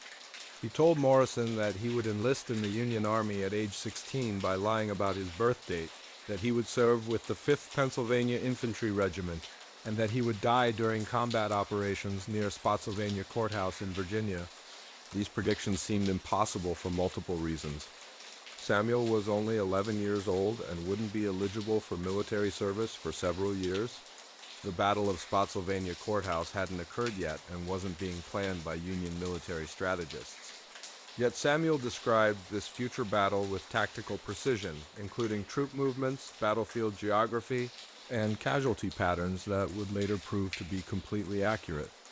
In May 1864, exactly as Samuel had predicted a year earlier, the Battle of Spotsylvania Courthouse took place in Virginia. The tactical details of the battle, the geographic features of the battlefield, and the casualty patterns all matched Samuel's prophetic descriptions with remarkable accuracy. Union and Confederate forces fought for control of key road junctions in some of the most brutal combat of the entire Civil War. Meanwhile, Samuel continued living at Girard College, but his dreams about military service became increasingly vivid and compelling. Despite the institution's rules about minimum age for departure, Samuel managed to run away in 1867 when he was 15 years old, exactly as he had predicted. He made his way to a Union Army recruiting station in Philadelphia and enlisted by claiming to be 18, using forged documents and his mature demeanor to convince skeptical officers. Samuel was assigned to the 5th Pennsylvania Infantry Regiment, just as he had predicted, and underwent military training that proved to be exactly as he had described in his childhood dreams. His fellow soldiers noted that he seemed unusually well prepared for Army life, as if he had been mentally rehearsing military routines for years before his actual enlistment. During his military service, Samuel wrote regular letters to the directors of Girard College, describing his experiences and expressing gratitude for his institutional upbringing. These letters demonstrated that his childhood dreams had been remarkably accurate in predicting not just the external circumstances of his military service, but also his internal emotional responses to Army life. Samuel Fletcher was killed in action during a skirmish near Spotsylvania Courthouse in 1868 during post-war Reconstruction operations in Virginia. His military funeral was conducted exactly as he had envisioned in his childhood dreams, with honor guards, bugle calls, rifle volleys, and burial in a military cemetery with white wooden markers arranged in perfect formation. The accuracy of Samuel's prophetic dreams became legendary among Union Army veterans and Philadelphia's military community. His case was documented by Army chaplains and military officials as evidence that some children possessed what they called divine foreknowledge of their military destiny, granted to prepare them for service that was predetermined by higher powers. What makes Samuel Fletcher's story particularly significant is how it demonstrates that prophetic dreams about death can sometimes span years, showing children not just their eventual fate, but the entire journey that will lead them to that predetermined ending. Samuel's dreams seem to serve as both prediction and preparation, giving him the knowledge and emotional readiness needed to fulfill a military destiny that was apparently written in his future, long before he was old enough to choose it consciously. Our final primary story takes us to 18th century Japan, where a 10-year-old boy named Takeshi had prophetic dreams about his own Buddhist cremation ceremony that were so culturally precise and religiously accurate that they convinced Buddhist monks he possessed special spiritual connections to the realm of the dead. This case is particularly fascinating because it demonstrates how prophetic dreams about death can transcend cultural boundaries and appear in completely different religious and social contexts. Takeshi lived during the Edo period in a small village near Mount Fuji with his parents, who were rice farmers of modest means. The family followed traditional Buddhist practices, but like most rural Japanese children, Takeshi had limited exposure to formal religious ceremonies or detailed knowledge of Buddhist death rituals. The Japan of 1721 was a country in isolation, sealed off from the outside world by the Tokugawa shogunate's Sakoku policy. This was a society governed by strict social hierarchies and ancient traditions that had remained virtually unchanged for centuries. In Takeshi's village, life followed the rhythms of rice farming, planting in spring, tending crops through summer, harvesting in autumn, and enduring the harsh mountain winters when families huddled around hearth fires and told stories passed down through generations. Takeshi's family lived in a traditional wooden farmhouse with sliding shoshi screens and tatami mat floors. Their days began before dawn with prayers at the family Buddhist altar, where offerings of rice, tea, and incense were made to honor departed ancestors. The family followed the Pure Land school of Buddhism, which emphasized faith in Amida Buddha and the hope of rebirth in the Western paradise after death. But despite this religious background, Takeshi had never attended a formal Buddhist funeral or cremation ceremony. Japanese families during the Edo period typically excluded young children from death-related rituals, believing that exposure to such ceremonies could be spiritually dangerous for innocent minds. Children were thought to be particularly vulnerable to malevolent spirits that might be attracted by funeral activities. Yet in 1721, when Takeshi was 10 years old, he began having recurring dreams about his own death and cremation that included specific details about Japanese Buddhist funeral practices that were typically known only to trained monks and professional funeral attendants. These dreams were unlike anything in his previous experience and contained religious and cultural information that seemed impossible for a rural farming child to possess. In his prophetic visions, Takeshi saw himself lying in his family's home dressed in white. Burial clothing, a pure white kimono decorated with subtle embroidered patterns that had specific symbolic meanings in Japanese funeral customs. He knew that this clothing would be put on with the left side folded over the right, the opposite of how living people wore kimono, to indicate that he was traveling to the world of the dead. Takeshi could describe the exact way his body would be prepared for cremation according to Buddhist ritual. He knew that his family would wash his body with water that had been blessed by Buddhist monks, and that specific prayers would be recited during this cleansing ceremony. He understood that his hands would be positioned in specific mudra gestures that corresponded to his family's Buddhist sect, and that particular objects would be placed around his body to protect his soul during its journey to the afterlife. The 10-year-old could also describe the transformation of his family's home into a temporary temple for the funeral ceremony. He knew that the family altar would be expanded and decorated with special arrangements of flowers, incense, and offerings that were used only for funeral services. He could describe the specific positioning of Buddhist scrolls and statues that would create a sacred space for his soul's departure. What made Takeshi's dreams truly remarkable was his detailed knowledge of Japanese cremation procedures and post-death rituals. He described the construction of the funeral pyre using specific types of wood that had spiritual significance in Japanese Buddhist tradition. He knew that different woods would be arranged in particular patterns that reflected Buddhist concepts about the elements and their relationship to spiritual purification. Takeshi could describe the complex ceremonies that would be performed while his body was being consumed by flames. He knew that Buddhist monks would chant specific sutras in classical Chinese, and he could recite portions of these funeral chants despite never having been formally taught the classical Chinese characters used in Buddhist scripture. He understood that these chants were designed to guide his soul through the intermediate state between death and rebirth. The boy also knew about the elaborate post-cremation rituals involved in collecting and treating his bones and ashes. He could describe the special chopsticks that would be used for gathering bone fragments, ceremonial implements that were used only for this purpose and were considered sacred objects that connected the living with the dead. He knew about the specific prayers that would be spoken during this process and the religious significance of different bone fragments. Perhaps most extraordinarily, Takeshi demonstrated knowledge of the spiritual beliefs surrounding death and reincarnation that were sophisticated beyond his years. He spoke about the 49-day period between death and rebirth, describing the specific rituals his family would perform to guide his spirit through the intermediate state called bardo. He understood that during this period, his consciousness would experience various visions and challenges as it journeyed toward its next incarnation. Takeshi could describe the daily ceremonies that would be performed during this 49-day period, including the specific foods that would be offered to his spirit, the prayers that would be recited, and the Buddhist teachings that would be read aloud to help guide his soul toward favorable rebirth. He knew that the type of rebirth he experienced would depend partly on his karma from previous lives and partly on the spiritual merit generated by his family's funeral ceremonies. The boy also demonstrated remarkable knowledge of Japanese Buddhist concepts about the afterlife and spiritual geography. He could describe the different realms where souls could be reborn, from hell realms for those burdened with negative karma to celestial realms for those who had accumulated spiritual merit. He understood the role that Buddhist deities and bodhisattvas would play in judging his soul and determining his next incarnation.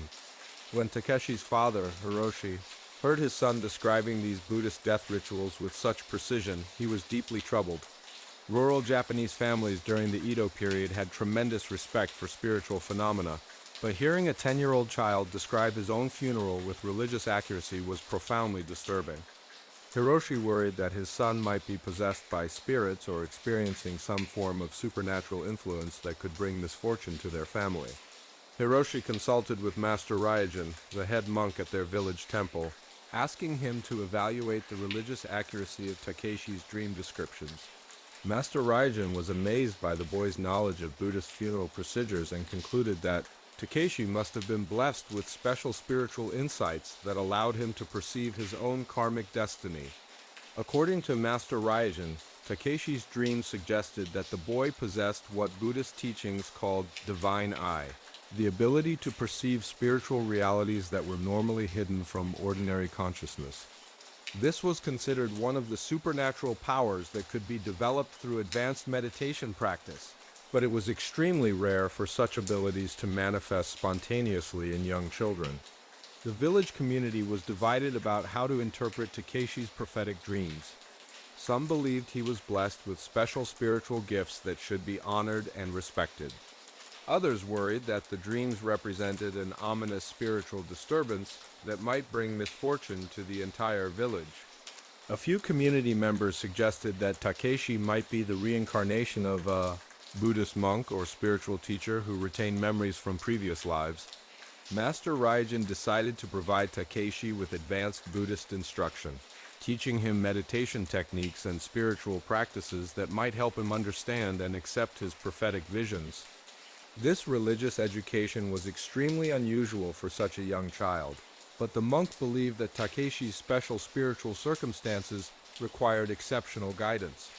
The monk taught Takeshi about Buddhist concepts of impermanence, suffering, and the interconnectedness of all life. He explained how Buddhist funeral rituals were designed not just to honor the dead, but to remind the living about the temporary nature of physical existence and the importance of cultivating spiritual wisdom. Takeshi absorbed these teachings with remarkable understanding, demonstrating insights about Buddhist philosophy that seemed far beyond his years. As winter approached in 1722, Takeshi contracted what local healers called the mountain fever, probably a form of influenza that was affecting many people in their region. Despite Master Ryujin's prayers and his parents' care, Takeshi died within days of becoming ill. His death was peaceful, occurring during his sleep exactly as he had envisioned in his prophetic dreams. Takeshi's funeral and cremation proceeded exactly as he had described in his visions more than a year earlier.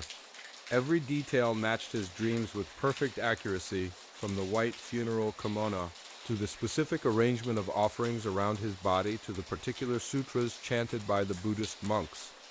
His body was prepared according to all the traditional rituals he had described, and the cremation ceremony followed ancient Buddhist procedures with precision that impressed even experienced religious practitioners.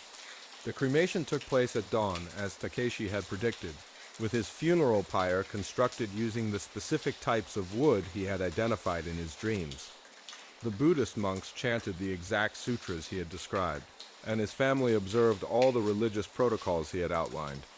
Even the weather conditions matched his visions, a clear, cold morning with mist rising from the nearby mountain slopes. The post-cremation ceremonies also unfolded according to Takeshi's prophetic dreams. His bone fragments were collected using the sacred chopsticks he had described, and the 49-day mourning period was observed with all the rituals and offerings he had specified.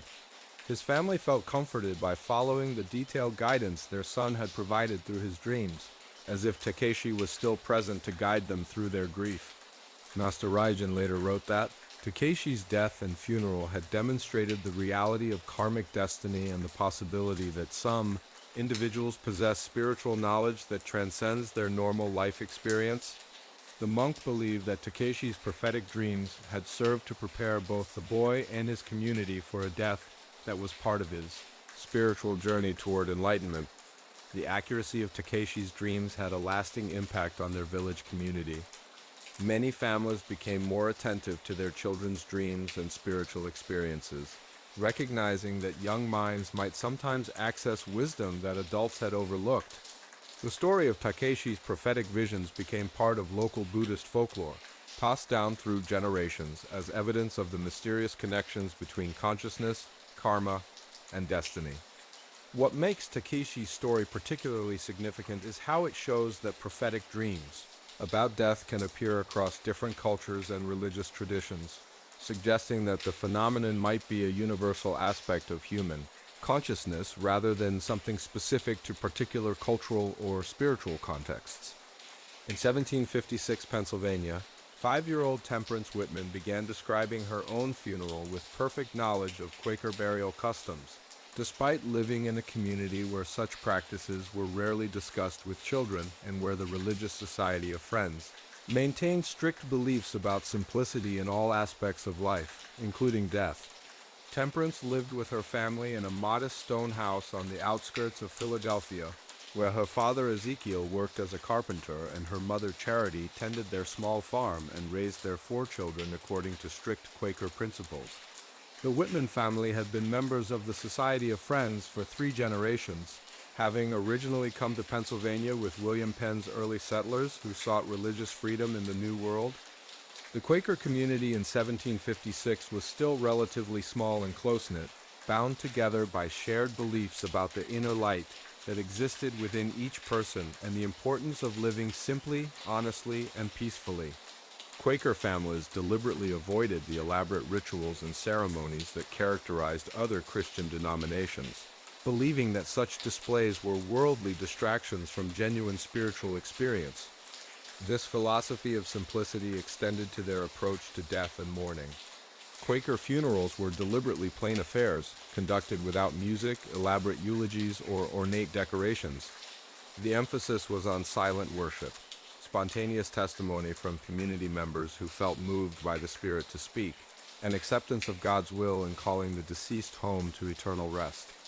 But despite this emphasis on simplicity, Quaker funeral customs were actually quite specific and governed by traditions that had developed over generations of friends' meetings. These practices weren't formally documented or taught to children. They were cultural knowledge that community members absorbed gradually through participation in adult religious life. So when 5-year-old Temperance began having detailed dreams about her own funeral that demonstrated precise knowledge of Quaker burial customs, her parents and the broader Friends community were both amazed and troubled by the accuracy of her visions. In her recurring dream, Temperance saw herself lying in a simple wooden coffin that had been built by her father using plain pine boards without decorative carving or ornamental hardware. She knew that the coffin would be constructed according to Quaker principles of simplicity, with clean lines and honest craftsmanship that reflected the spiritual values of their community. Temperance could describe the exact way her body would be prepared for burial according to Friends' customs. She knew that the women of the community, specifically her mother, her aunts, and several elder women who were respected for their spiritual wisdom, would wash and dress her body in simple white clothing that symbolized purity and spiritual transformation.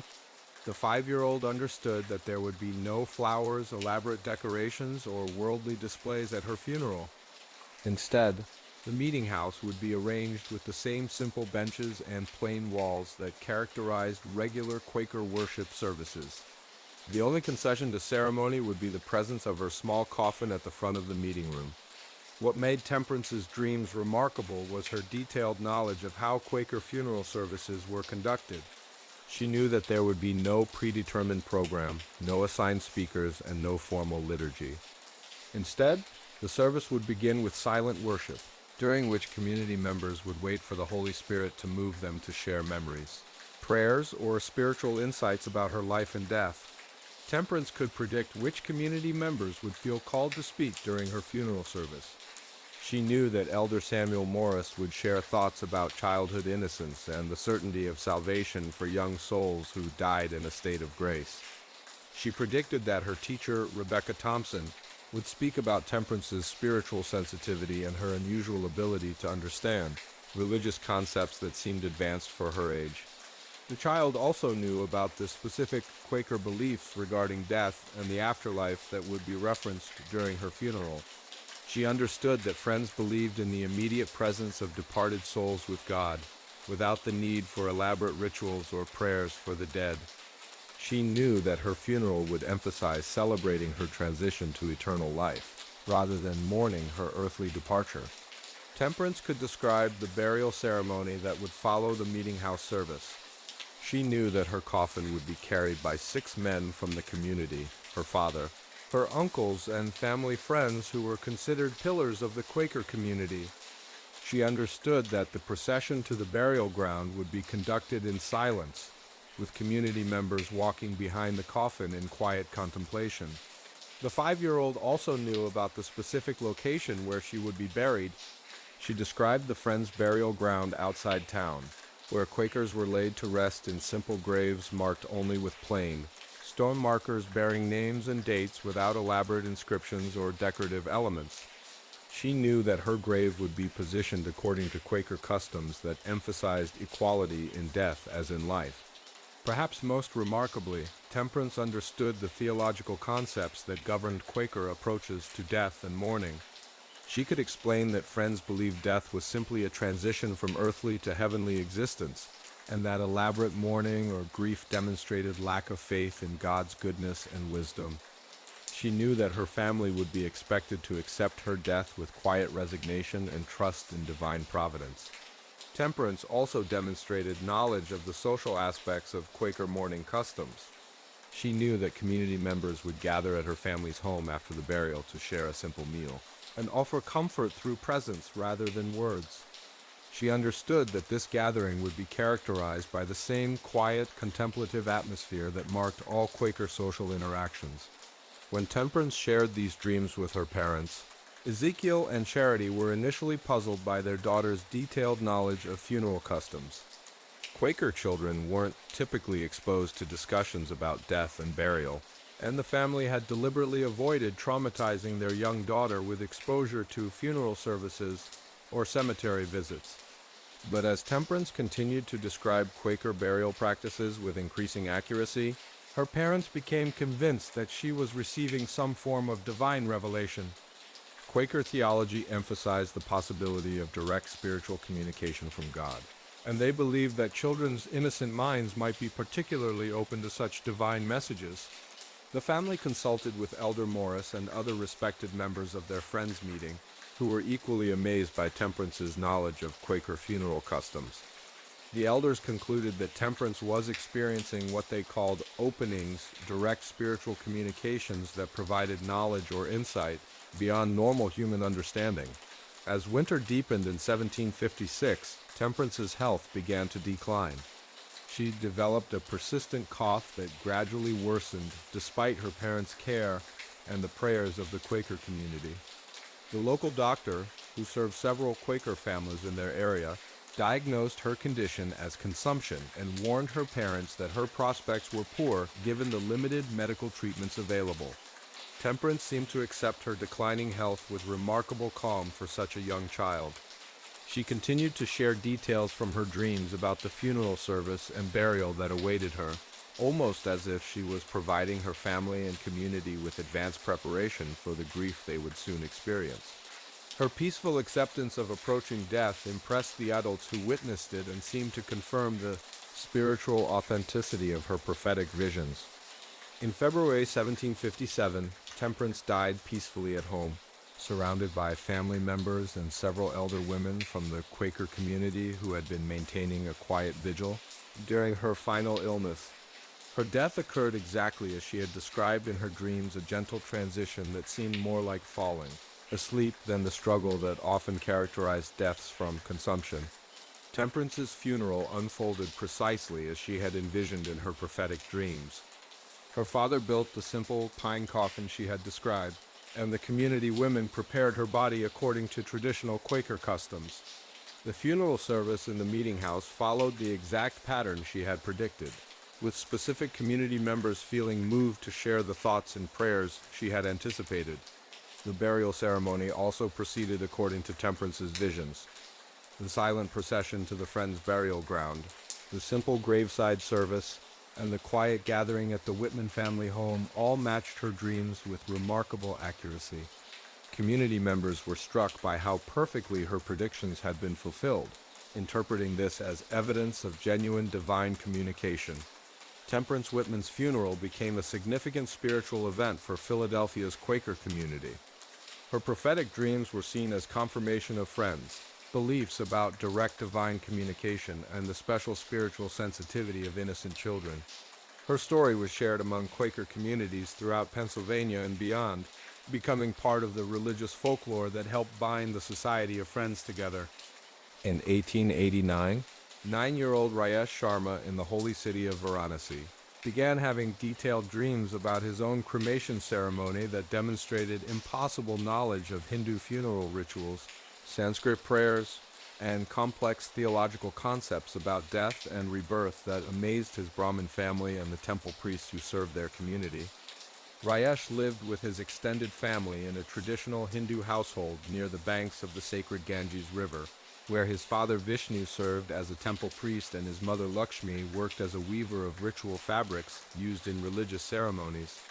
The family belonged to the Brahmin caste, the highest level of Hindu society, and their lives were governed by strict religious observances and ancient traditions that connected them to thousands of years of spiritual heritage.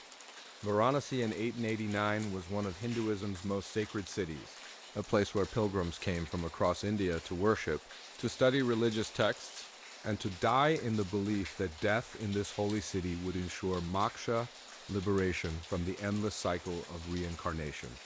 The city's ghats along the Ganges were constantly busy with religious activities, daily worship ceremonies, funeral processions, cremation fires, and ritual bathing by devotees seeking spiritual purification. The air in Varanasi was thick with smoke from cremation fires that burned continuously, carrying the souls of the departed toward their next incarnation. The sounds of temple bells, Sanskrit chanting, and funeral drums created a constant soundtrack of spiritual activity that reminded everyone of the eternal cycle of death and rebirth that governed all existence. Rayesh had been raised in this intensely religious environment, but like most Hindu children, he had been largely excluded from direct participation in funeral rituals and cremation ceremonies. Hindu tradition held that young children were spiritually vulnerable and could be harmed by exposure to death-related activities before they were mature enough to understand the complex theological concepts involved. But in his dreams, Rayesh demonstrated knowledge of Hindu funeral practices that went far beyond anything he could have learned. Through casual observation or overheard conversations, his visions included specific details about cremation procedures, Sanskrit prayers, and religious concepts that were typically known only to trained priests and advanced religious practitioners. In his recurring dream, Rayesh saw his own death and the elaborate funeral preparations that would follow according to ancient Hindu customs. He could describe the exact way his body would be prepared for cremation, including the ritual bathing with Ganges water that would purify his physical form before its final transformation by fire. Rayesh knew that his body would be anointed with sandalwood paste, ghee, and other sacred substances that had specific spiritual significance in Hindu funeral traditions. He could describe the precise way these materials would be applied, the Sanskrit mantras that would be chanted during the preparation process, and the symbolic meanings of each step in the ritual purification of his corpse. The 9-year-old could also describe the elaborate funeral procession that would carry his body to the cremation ghat. He knew that his corpse would be placed on a decorated bier adorned with marigold garlands, and that family members and community members would accompany the procession while chanting specific prayers, designed to guide his soul toward favorable rebirth. Rayesh demonstrated remarkable knowledge of the Hindu caste and family hierarchies that governed funeral responsibilities. He knew which family members would have specific roles in his cremation ceremony, based on their relationship to him and their position within the extended family structure. He understood that his eldest brother would have the primary responsibility for lighting his funeral pyre, and he could describe the specific rituals that would prepare his brother for this sacred duty. Perhaps most remarkably, Rayesh could recite Sanskrit funeral prayers and mantras with perfect pronunciation and understanding, despite never having received formal instruction in classical Sanskrit. He knew the specific Vedic hymns that would be chanted during his cremation, and he could explain their theological significance in guiding souls through the process of death and rebirth. Rayesh also demonstrated sophisticated understanding of Hindu concepts about karma, dharma, and the spiritual mechanics of reincarnation. He could explain how his actions in previous lives would affect his next incarnation, and he understood the role that funeral rituals played in helping souls navigate the transition between physical death and spiritual rebirth. The boy knew about the specific timing and astrological considerations that would govern his cremation ceremony. He could describe how Hindu priests would consult astrological charts to determine the most auspicious time for his cremation, and he understood the spiritual significance of different celestial alignments and their effects on the soul's journey after death. Rayesh could also describe the post-cremation rituals that would be performed during the 13-day mourning period following his death. He knew about the daily ceremonies that would be conducted to ensure his soul's peaceful transition, including specific offerings of food, water, and prayers that would nourish his spirit during its vulnerable period between incarnations. When Rayesh shared these dreams with his father Vishnu, the temple priest was initially amazed by his son's detailed knowledge of funeral rituals. Vishnu tested Rayesh's understanding by asking him to explain various aspects of Hindu death customs, and he was astounded by the accuracy and depth of the boy's responses. Vishnu consulted with other temple priests and religious scholars in Varanasi, sharing descriptions of Rayesh's dreams and asking for their interpretations. The religious authorities concluded that Rayesh was experiencing what Hindu tradition called divine memories, recollections from previous incarnations that allowed him to access spiritual knowledge from past lives as a priest or religious practitioner. The family and their community began to treat Rayesh with special reverence, believing that his prophetic dreams demonstrated advanced spiritual development that was extremely rare in such a young child. Some religious teachers suggested that Rayesh might be the reincarnation of a great spiritual master who had achieved high levels of enlightenment in previous lives. As the monsoon season began in 1889, Varanasi was struck by a severe cholera epidemic that claimed thousands of lives throughout the city. Despite his family's prayers and the spiritual protections provided by living in such a holy place, Rayesh contracted the disease and died within days of becoming ill. Rayesh's funeral and cremation were conducted exactly as he had described in his prophetic dreams. His body was prepared according to all the traditional Hindu rituals he had outlined, and the cremation ceremony followed ancient procedures with precision that impressed even experienced temple priests. Every detail matched his visions, from the specific Sanskrit mantras chanted by the priest to the exact timing of the cremation fire. The accuracy of Rayesh's prophetic dreams had a lasting impact on Varanasi's religious community. His story became part of local Hindu folklore, cited as evidence of the reality of reincarnation and the possibility that spiritually advanced souls could retain memories from previous lives. Temple priests began paying closer attention to children's dreams and spiritual experiences, recognizing that young minds might sometimes access wisdom from past incarnations. In a small shtetl outside Kiev in 1902, 7-year-old Sarah Goldberg began having dreams that would profoundly impact her Orthodox Jewish community's understanding of mourning traditions and childhood spiritual awareness. Sarah lived with her parents, Mordecai and Rachel Goldberg, in a wooden house that served as both home and workshop for her father's tailoring business. The shtetl was a close-knit community where everyone knew each other's business, and Jewish traditions governed every aspect of daily life, from the food they ate to the prayers they said throughout the day. Despite being only 7 years old, Sarah had already learned to read Hebrew and could recite basic prayers. But her religious education was limited to what was considered appropriate for girls in Orthodox communities. She hadn't been taught the complex laws and customs surrounding death and mourning, which were considered adult knowledge that children shouldn't be exposed to prematurely. But Sarah's dreams revealed detailed knowledge of Jewish mourning customs that astonished her parents and the community's rabbinical authorities. In her visions, she described not just her own funeral, but the elaborate mourning period that would follow her death, including traditional practices that even some adults in the community had partially forgotten. Sarah dreamed about sitting Shiva, the 7-day mourning period when her family would receive visitors in their home.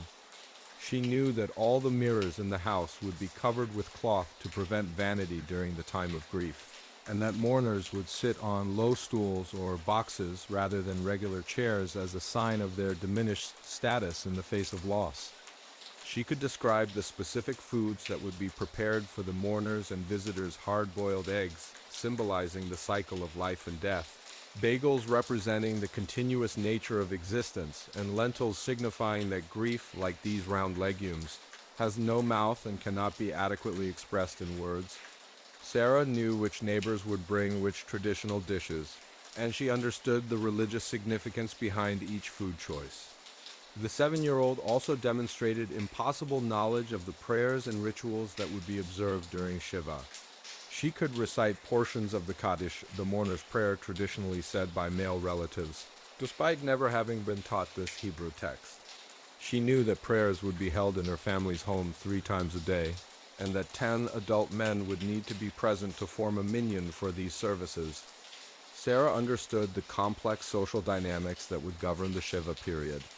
She knew which relatives would be expected to attend, how visitors should behave when paying condolence calls, and what topics of conversation were appropriate or inappropriate during the mourning period. She could describe the delicate balance between providing comfort to the grieving family and respecting their need for space to process their loss. But Sarah's knowledge extended far beyond the initial 7 days of mourning. She described the entire year-long mourning process that Jewish law prescribes for close relatives, including the different stages of grief and the gradually lessening restrictions that marked each phase of the mourning period. She knew about Shlashim, the 30-day period following burial during which certain restrictions on music, celebrations, and normal activities would continue. She understood that her parents would not attend weddings or other joyous occasions during this time, and that they would continue to recite special prayers in her memory. Sarah also demonstrated knowledge of Yarzeit, the annual commemoration of her death that would be observed each year on the Hebrew calendar date of her passing. She could describe how her father would light a special memorial candle that would burn for 24 hours, and how he would recite Kaddish in the synagogue. She knew that charitable donations would be made in her memory and that her family would visit her grave to leave small stones as signs of remembrance. Perhaps most remarkably, Sarah understood the theological concepts underlying Jewish mourning practices. She could explain why certain restrictions existed, how they were designed to help the grieving family process their loss while gradually returning to normal life. and how the community's role was to provide support while respecting the mourner's need to experience their grief fully. Sarah's dreams also included specific details about her burial that reflected traditional Jewish customs. She knew that her body would be washed and dressed in simple white shrouds by women from the community's Chevra Kadisha, the burial society that prepared bodies according to religious law. She understood that the funeral would take place as quickly as possible, ideally within 24 hours of death, and that embalming or viewing of the body would not be permitted according to Jewish law. When Sarah shared these dreams with her parents, Mordecai and Rachel were initially bewildered. Their daughter was describing religious practices and mourning, customs with a sophistication that seemed impossible for a 7-year-old girl who had received limited religious education. They wondered if Sarah had somehow overheard adult conversations about death and mourning, but the specificity and accuracy of her knowledge suggested a deeper source. The family consulted with Rabbi Goldstein, the community's spiritual leader, who was equally amazed by Sarah's detailed understanding of Jewish mourning law. The rabbi tested Sarah's knowledge by asking her questions about specific aspects of mourning customs, and he was astounded by the accuracy and depth of her responses. She could cite specific passages from Jewish law, explain the reasoning behind various mourning practices, and demonstrate understanding of complex theological concepts about death and the afterlife. Rabbi Goldstein concluded that Sarah possessed what he called Ruach HaKodesh, divine spirit or holy inspiration that sometimes granted individuals special knowledge or insight. He believed that Sarah's dreams were preparing her family and community for her death, while also serving as a teaching tool to help them understand the deeper meanings behind traditional mourning practices. The community's response to Sarah's dreams was mixed. Some families were inspired by what they saw as evidence of divine communication through an innocent child. Others were disturbed by the implications of a young girl having such detailed knowledge about death and mourning. A few community members worried that Sarah's dreams might be a sign of some supernatural influence that could bring misfortune to the shtetl. As winter deepened in 1902, Sarah's health began to decline. She developed a persistent cough that gradually worsened despite her parents' efforts to provide care and the community's prayers for her recovery. The local Jewish doctor, who served several nearby shtetls, diagnosed her condition as consumption, what we would now call tuberculosis, and warned her parents that her prospects were poor given the limited medical treatments available. Sarah seemed to accept her declining health with remarkable equanimity for such a young child. She continued to share details from her dreams about the mourning period her family would observe, almost as if she was providing them with advanced preparation for the grief they would soon experience. Her calm acceptance of her approaching death impressed and unsettled the adults who witnessed it. In March 1903, Sarah died peacefully at home, surrounded by family members who had been maintaining a constant vigil during her final illness.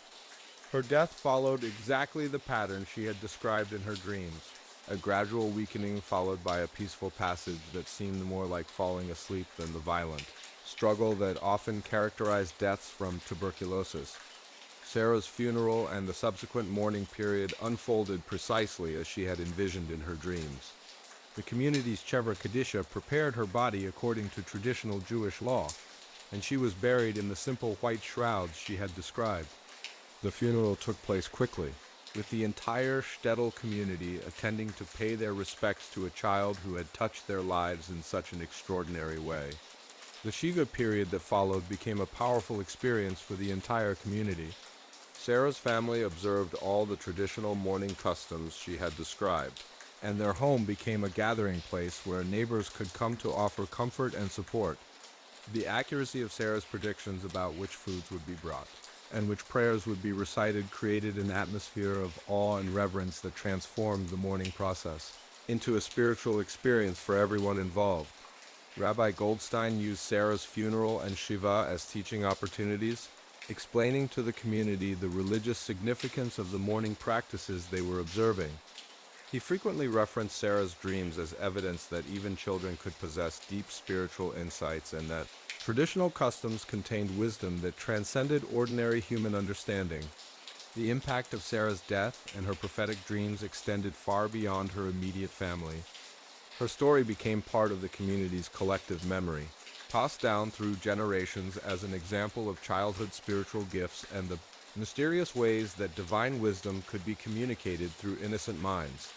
Years later, when other children in the community experienced vivid dreams or demonstrated unusual religious knowledge, adults would remember Sarah Goldenberg and wonder whether they might be witnessing similar manifestations of divine inspiration.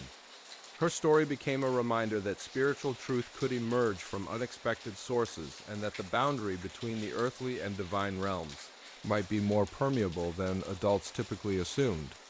Sarah's legacy also influenced how the community approached religious education for children.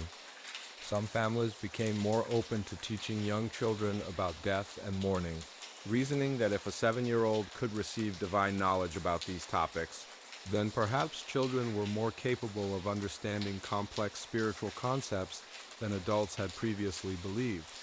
Among the Lakota in 1834, 8-year-old Little Eagle began having dreams about his own death ceremony that included detailed knowledge of traditional Native American funeral practices and spiritual beliefs, about the journey to the spirit world that amazed tribal elders and demonstrated the deep connections between childhood consciousness and ancestral wisdom. Little Eagle lived with his extended family in a traditional Lakota band that followed the buffalo herds across the Great Plains. This was a nomadic life governed by the rhythms of nature, the movements of game animals, and the spiritual traditions that had guided the Lakota people for countless generations. The boy's grandfather, Chief Standing Bear, was a respected medicine man who served as the band's spiritual leader and keeper of traditional knowledge. The Lakota world of 1834 was still largely untouched by European American influence. The great buffalo herd still thundered across the plains in numbers that seemed infinite, and the Lakota people lived according to ancient customs that connected them intimately with the natural world and the spirit realm that permeated all of existence. Little Eagle was considered a special child even before his prophetic dreams began. He had been born during a powerful thunderstorm, which the Lakota interpreted as a sign that he possessed special spiritual gifts. As he grew, tribal members noticed his unusual sensitivity to spiritual phenomena. He could sense the presence of spirits, predict changes in weather, and demonstrate knowledge about sacred rituals that seemed to come from sources beyond his normal experience.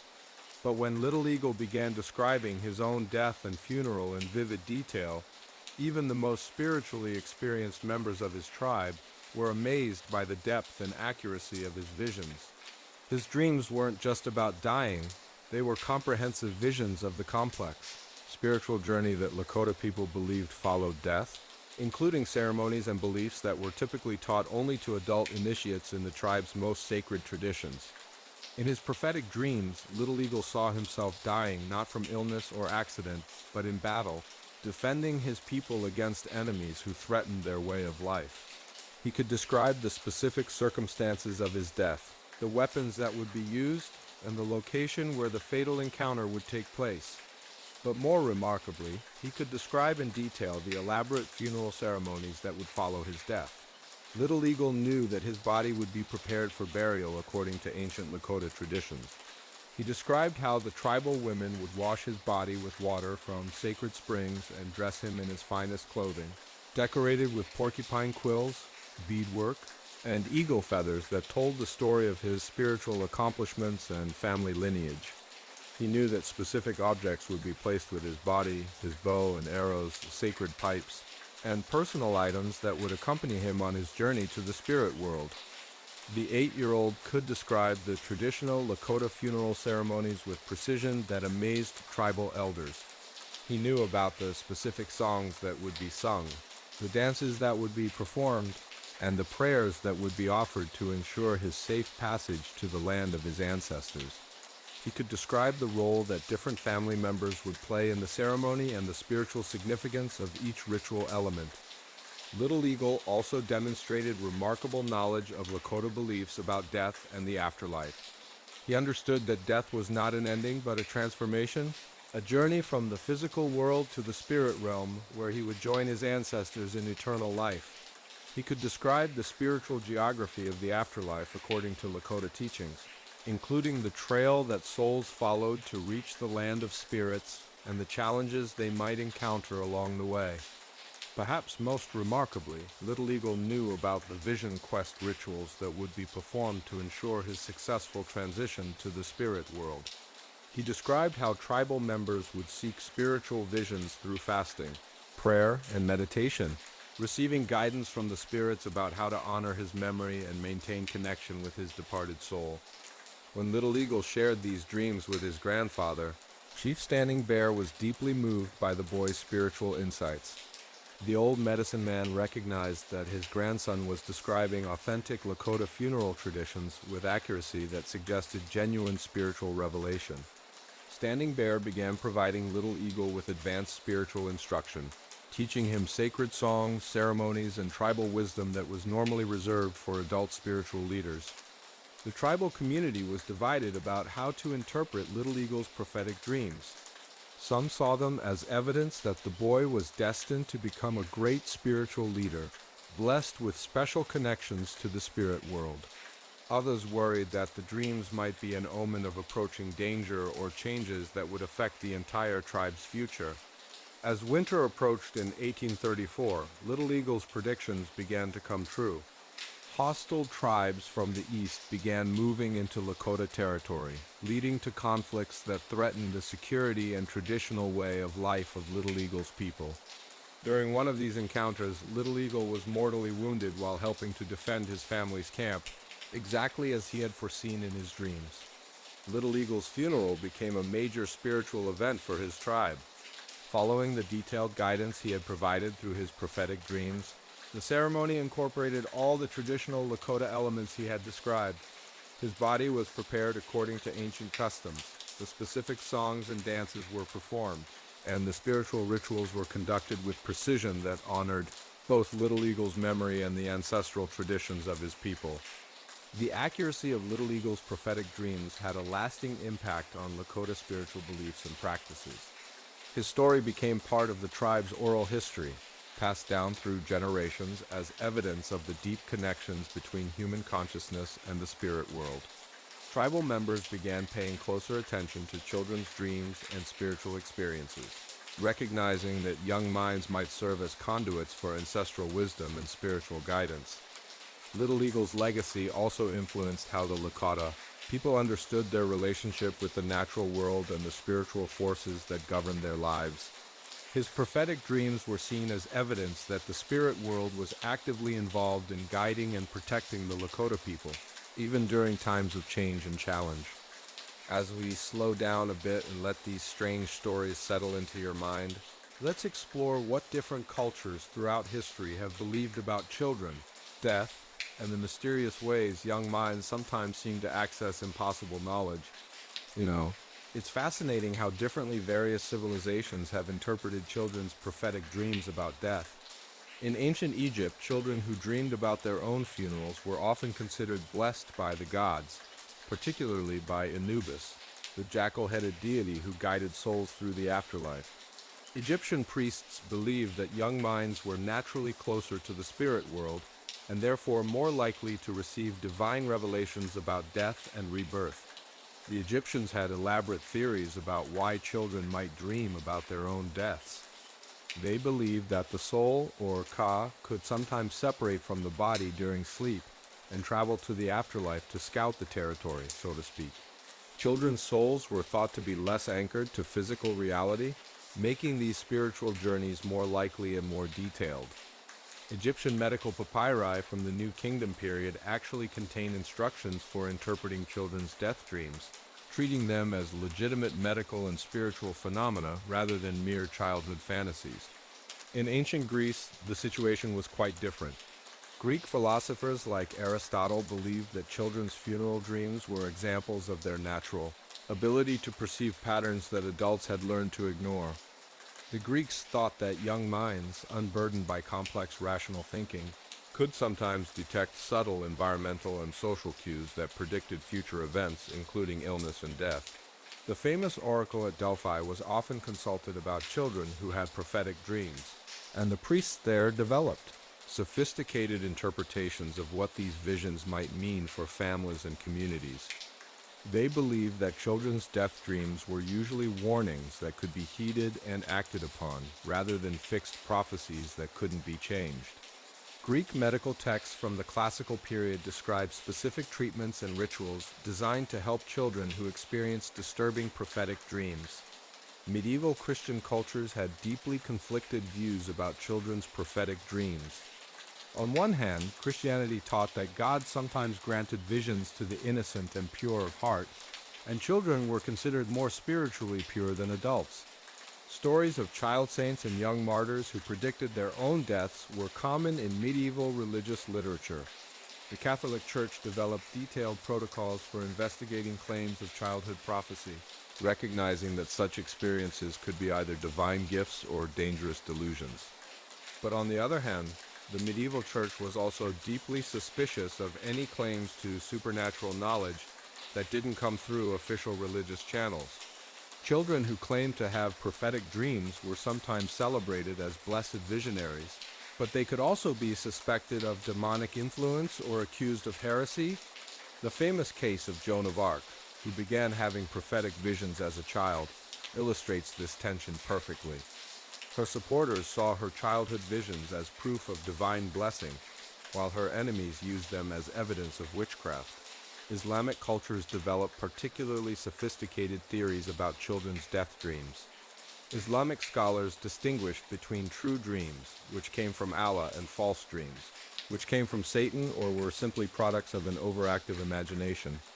Children who had detailed, accurate dreams about their own deaths were often thought to be receiving true divine revelations. The Quran teaches that children who die young are automatically admitted to paradise. So Islamic cultures generally viewed children's death dreams as glimpses of their eternal reward rather than sources of fear or anxiety. Traditional Chinese culture, influenced by both Confucianism and Taoism, saw children's prophetic dreams as evidence of their connection to ancestral spirits and the cosmic order.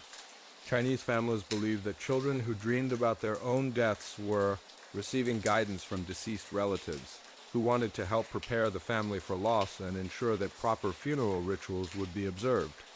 The Chinese concept of filial piety, respect for parents and ancestors, meant that children's funeral dreams were taken very seriously as communications from the spirit world about family obligations and cultural traditions that needed to be preserved. From a modern scientific perspective, researchers have proposed several theories about how children might develop such detailed knowledge of funeral customs they've never witnessed. Some psychologists suggest that children are naturally more observant than adults realize and may absorb cultural information unconsciously through overheard conversations, community events, and social interactions. Dr. Patricia Garfield, who studies children's dreams, has found that young minds are particularly good at synthesizing fragmented information into coherent narratives.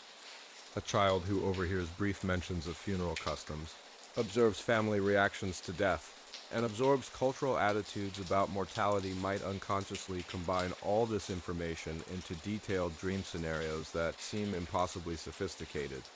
There's also research suggesting that children's brains are more neuroplastic than adult brains, meaning they're better at forming unexpected connections between different types of information. This enhanced connectivity might allow children to access cultural knowledge and memory patterns in ways that seem supernatural but are actually neurological. Contemporary neuroscience has identified several brain mechanisms that might explain children's apparent access to impossible knowledge. The default mode network, which is more active in children than adults, allows for the kind of free associative thinking that could combine disparate cultural information into coherent prophetic narratives. Additionally, children's increased REM sleep might provide more opportunities for the kind of vivid dreaming that produces these detailed funeral visions. But even these scientific explanations don't fully account for the specificity and accuracy of many children's funeral dreams. How do you explain a child who dreams about customs from cultures they've never been exposed to, or who predicts specific details about their own deaths that couldn't possibly be anticipated through pattern recognition? Perhaps the answer lies somewhere between scientific explanation and mystery, in acknowledging that human consciousness, especially in children, might operate according to principles we don't fully understand yet.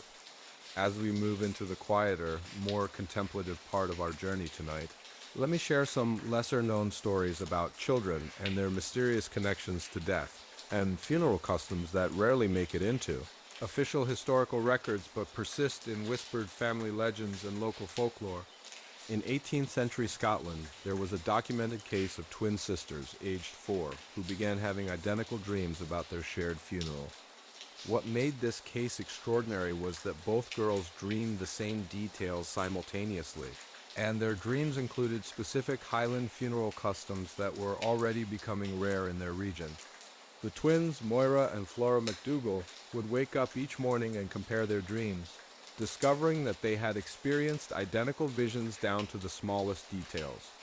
They knew about traditional Highland keening songs that hadn't been sung in their village for decades, haunting melodies that women would wail while preparing bodies for burial, laments passed down through generations of Highland mothers and daughters. But what really shook their parents was the twins' knowledge of burial customs that were specific to their clan's ancestral traditions. They described how their bodies would be washed with water from sacred springs that dotted the Highland landscape, and how specific herbs would be gathered from the mountainsides to preserve their remains, according to ancient Celtic practices that most families had abandoned in favor of more modern funeral methods. The girls knew about the traditional Highland funeral procession that would carry their small coffins through the misty glens, following paths that had been used for clan burials for centuries. They could describe the exact route the mourners would take, including stops at sacred stones and ancient burial grounds where prayers would be offered to ensure safe passage to the other world. Most remarkably, Moira and Flora demonstrated knowledge of Highland funeral customs that varied from clan to clan and were closely guarded family secrets. They knew about specific tartan patterns that would be used to wrap their bodies, about clan-specific prayers that would be whispered during the burial, and about traditional Highland funeral foods that would be prepared according to recipes that their great-grandmothers had brought from the islands. When the girls died within hours of each other during a scarlet fever epidemic that swept through their village, their funeral became a cultural event that revived Highland traditions their community had almost forgotten. The accuracy of their shared dreams convinced many families to return to traditional Scottish funeral practices that connected them to their ancestral heritage. There's also the case of Roberto Mendoza, a 6-year-old boy in 1920s Argentina whose funeral dreams included detailed knowledge of gaucho burial customs from the Pampas, despite living in urban Buenos Aires hundreds of miles from the countryside.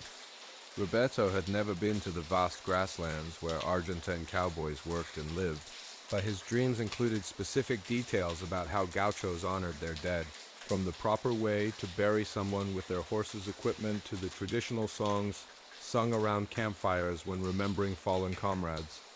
Roberto's knowledge extended to the spiritual beliefs that governed gaucho funeral customs.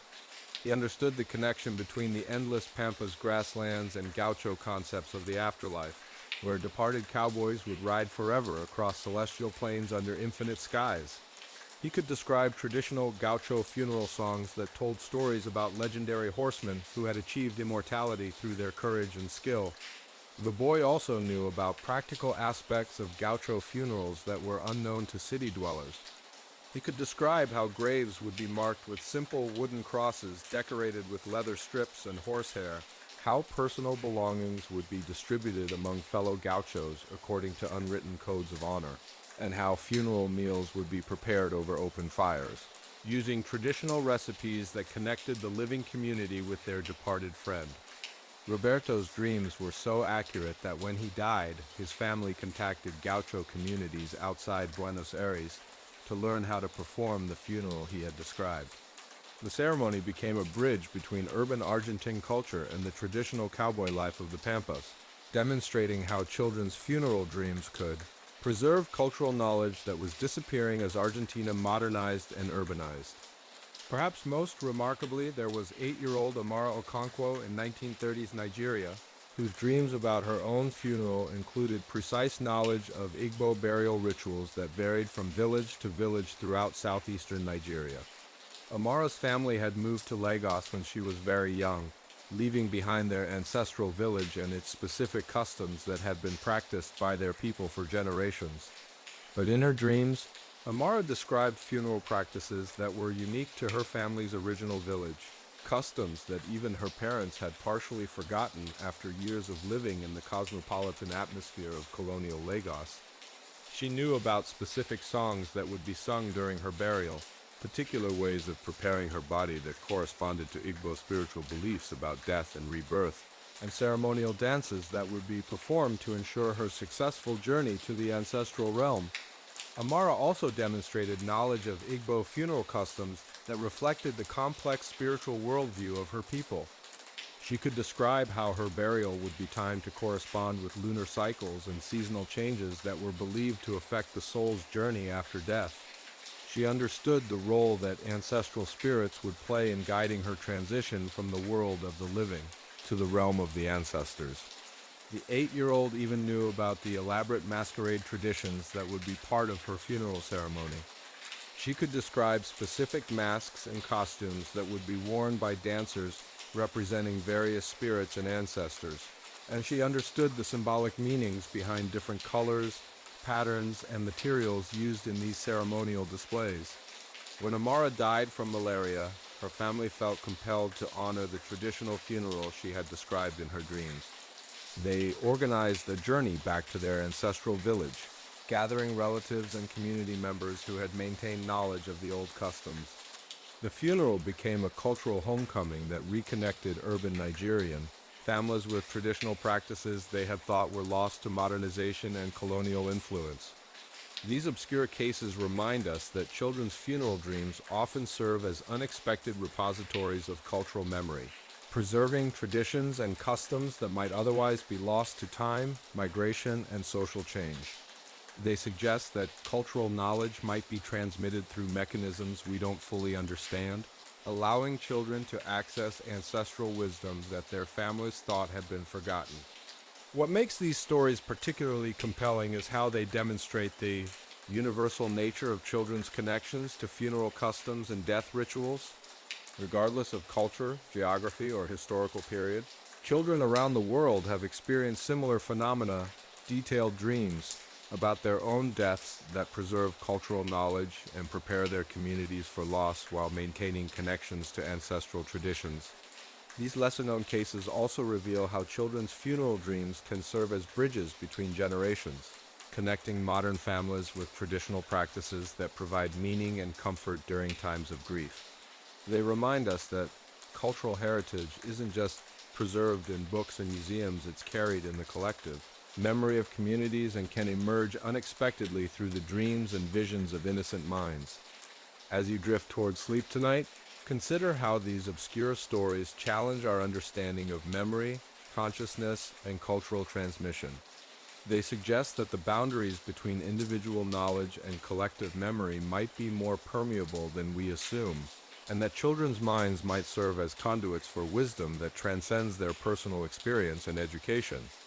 These whispered legends invite us to remain open to mysteries that science hasn't yet explained, while appreciating the profound ways that death, even in childhood, can illuminate the enduring connections between past and present, between individual lives and the cultural communities that give them meaning. Well, if you're somehow still awake at this point, which honestly surprises me, given how deep we've traveled into these mysterious corners of childhood consciousness and the shadowy realms where dreams intersect with destiny. I'd love to know where you're listening from tonight and what time it is in your corner of the world. These stories about children dreaming their own funerals raise questions that we may never fully answer, questions that have haunted human consciousness since. We first began trying to understand the relationship between sleeping minds and waking reality. Are these dreams supernatural prophecies granted to innocent souls who haven't yet learned to doubt the impossible? Are they evidence of cultural memory that transcends individual experience? flowing through bloodlines and family connections in ways that science can't yet explain.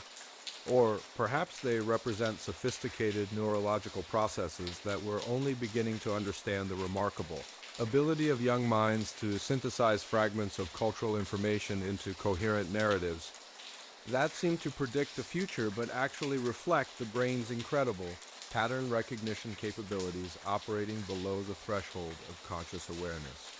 Maybe the answer doesn't matter as much as the reminder that children's minds, and perhaps our own sleeping consciousness, are far more complex and mysterious than we usually assume. These young dreamers showed us that the boundaries between past and future, between individual awareness and collective memory, between the living and the dead, might be more fluid and permeable than our rational minds want to accept. What strikes me most about tonight's stories is how they reveal the universal human need to find meaning in mortality, to create rituals and ceremonies that transform the raw fact of death into something that connects us to our communities, our ancestors, and our deepest beliefs about what life means and what, if anything, lies beyond it. These children didn't just dream about dying, they dreamed about being remembered, about their deaths serving purposes larger than their individual lives. Their visions preserved cultural traditions, brought families together, and reminded entire communities of the wisdom embedded in ancestral practices that might otherwise have been forgotten in the rush toward modernity. Perhaps that's the real mystery here, not whether children can glimpse the future, but whether death, even childhood death, can serve as a bridge connecting the living with truths that transcend individual existence. These dreams suggest that mortality isn't just an ending, but a transformation that can illuminate the deepest meanings of human community and cultural continuity. If any of tonight's stories resonated with you, or if you've had your own experiences with prophetic dreams, mysterious childhood knowledge, or unexplained connections to cultural traditions you've never been taught, I'd love to hear about it in the comments below. These stories remind us that we're all part of something larger than ourselves, networks of memory, meaning, and mystery that connect us across time and space in ways we're still trying to understand. Don't forget to subscribe if you enjoy these nocturnal journeys through history's strangest corners, and remember that sometimes the most profound truths come to us not through logic and analysis, but through the quiet moments when our rational minds finally stop trying to control everything and allow deeper wisdoms to emerge. Until next time, sleep well, dream curiously, and remember that the boundary between the possible and impossible might be thinner than we think, especially in those mysterious hours when consciousness drifts between waking and sleeping, between knowing and unknowing, between the world we can explain and the worlds that explain themselves to us in dreams. See you in your dreams.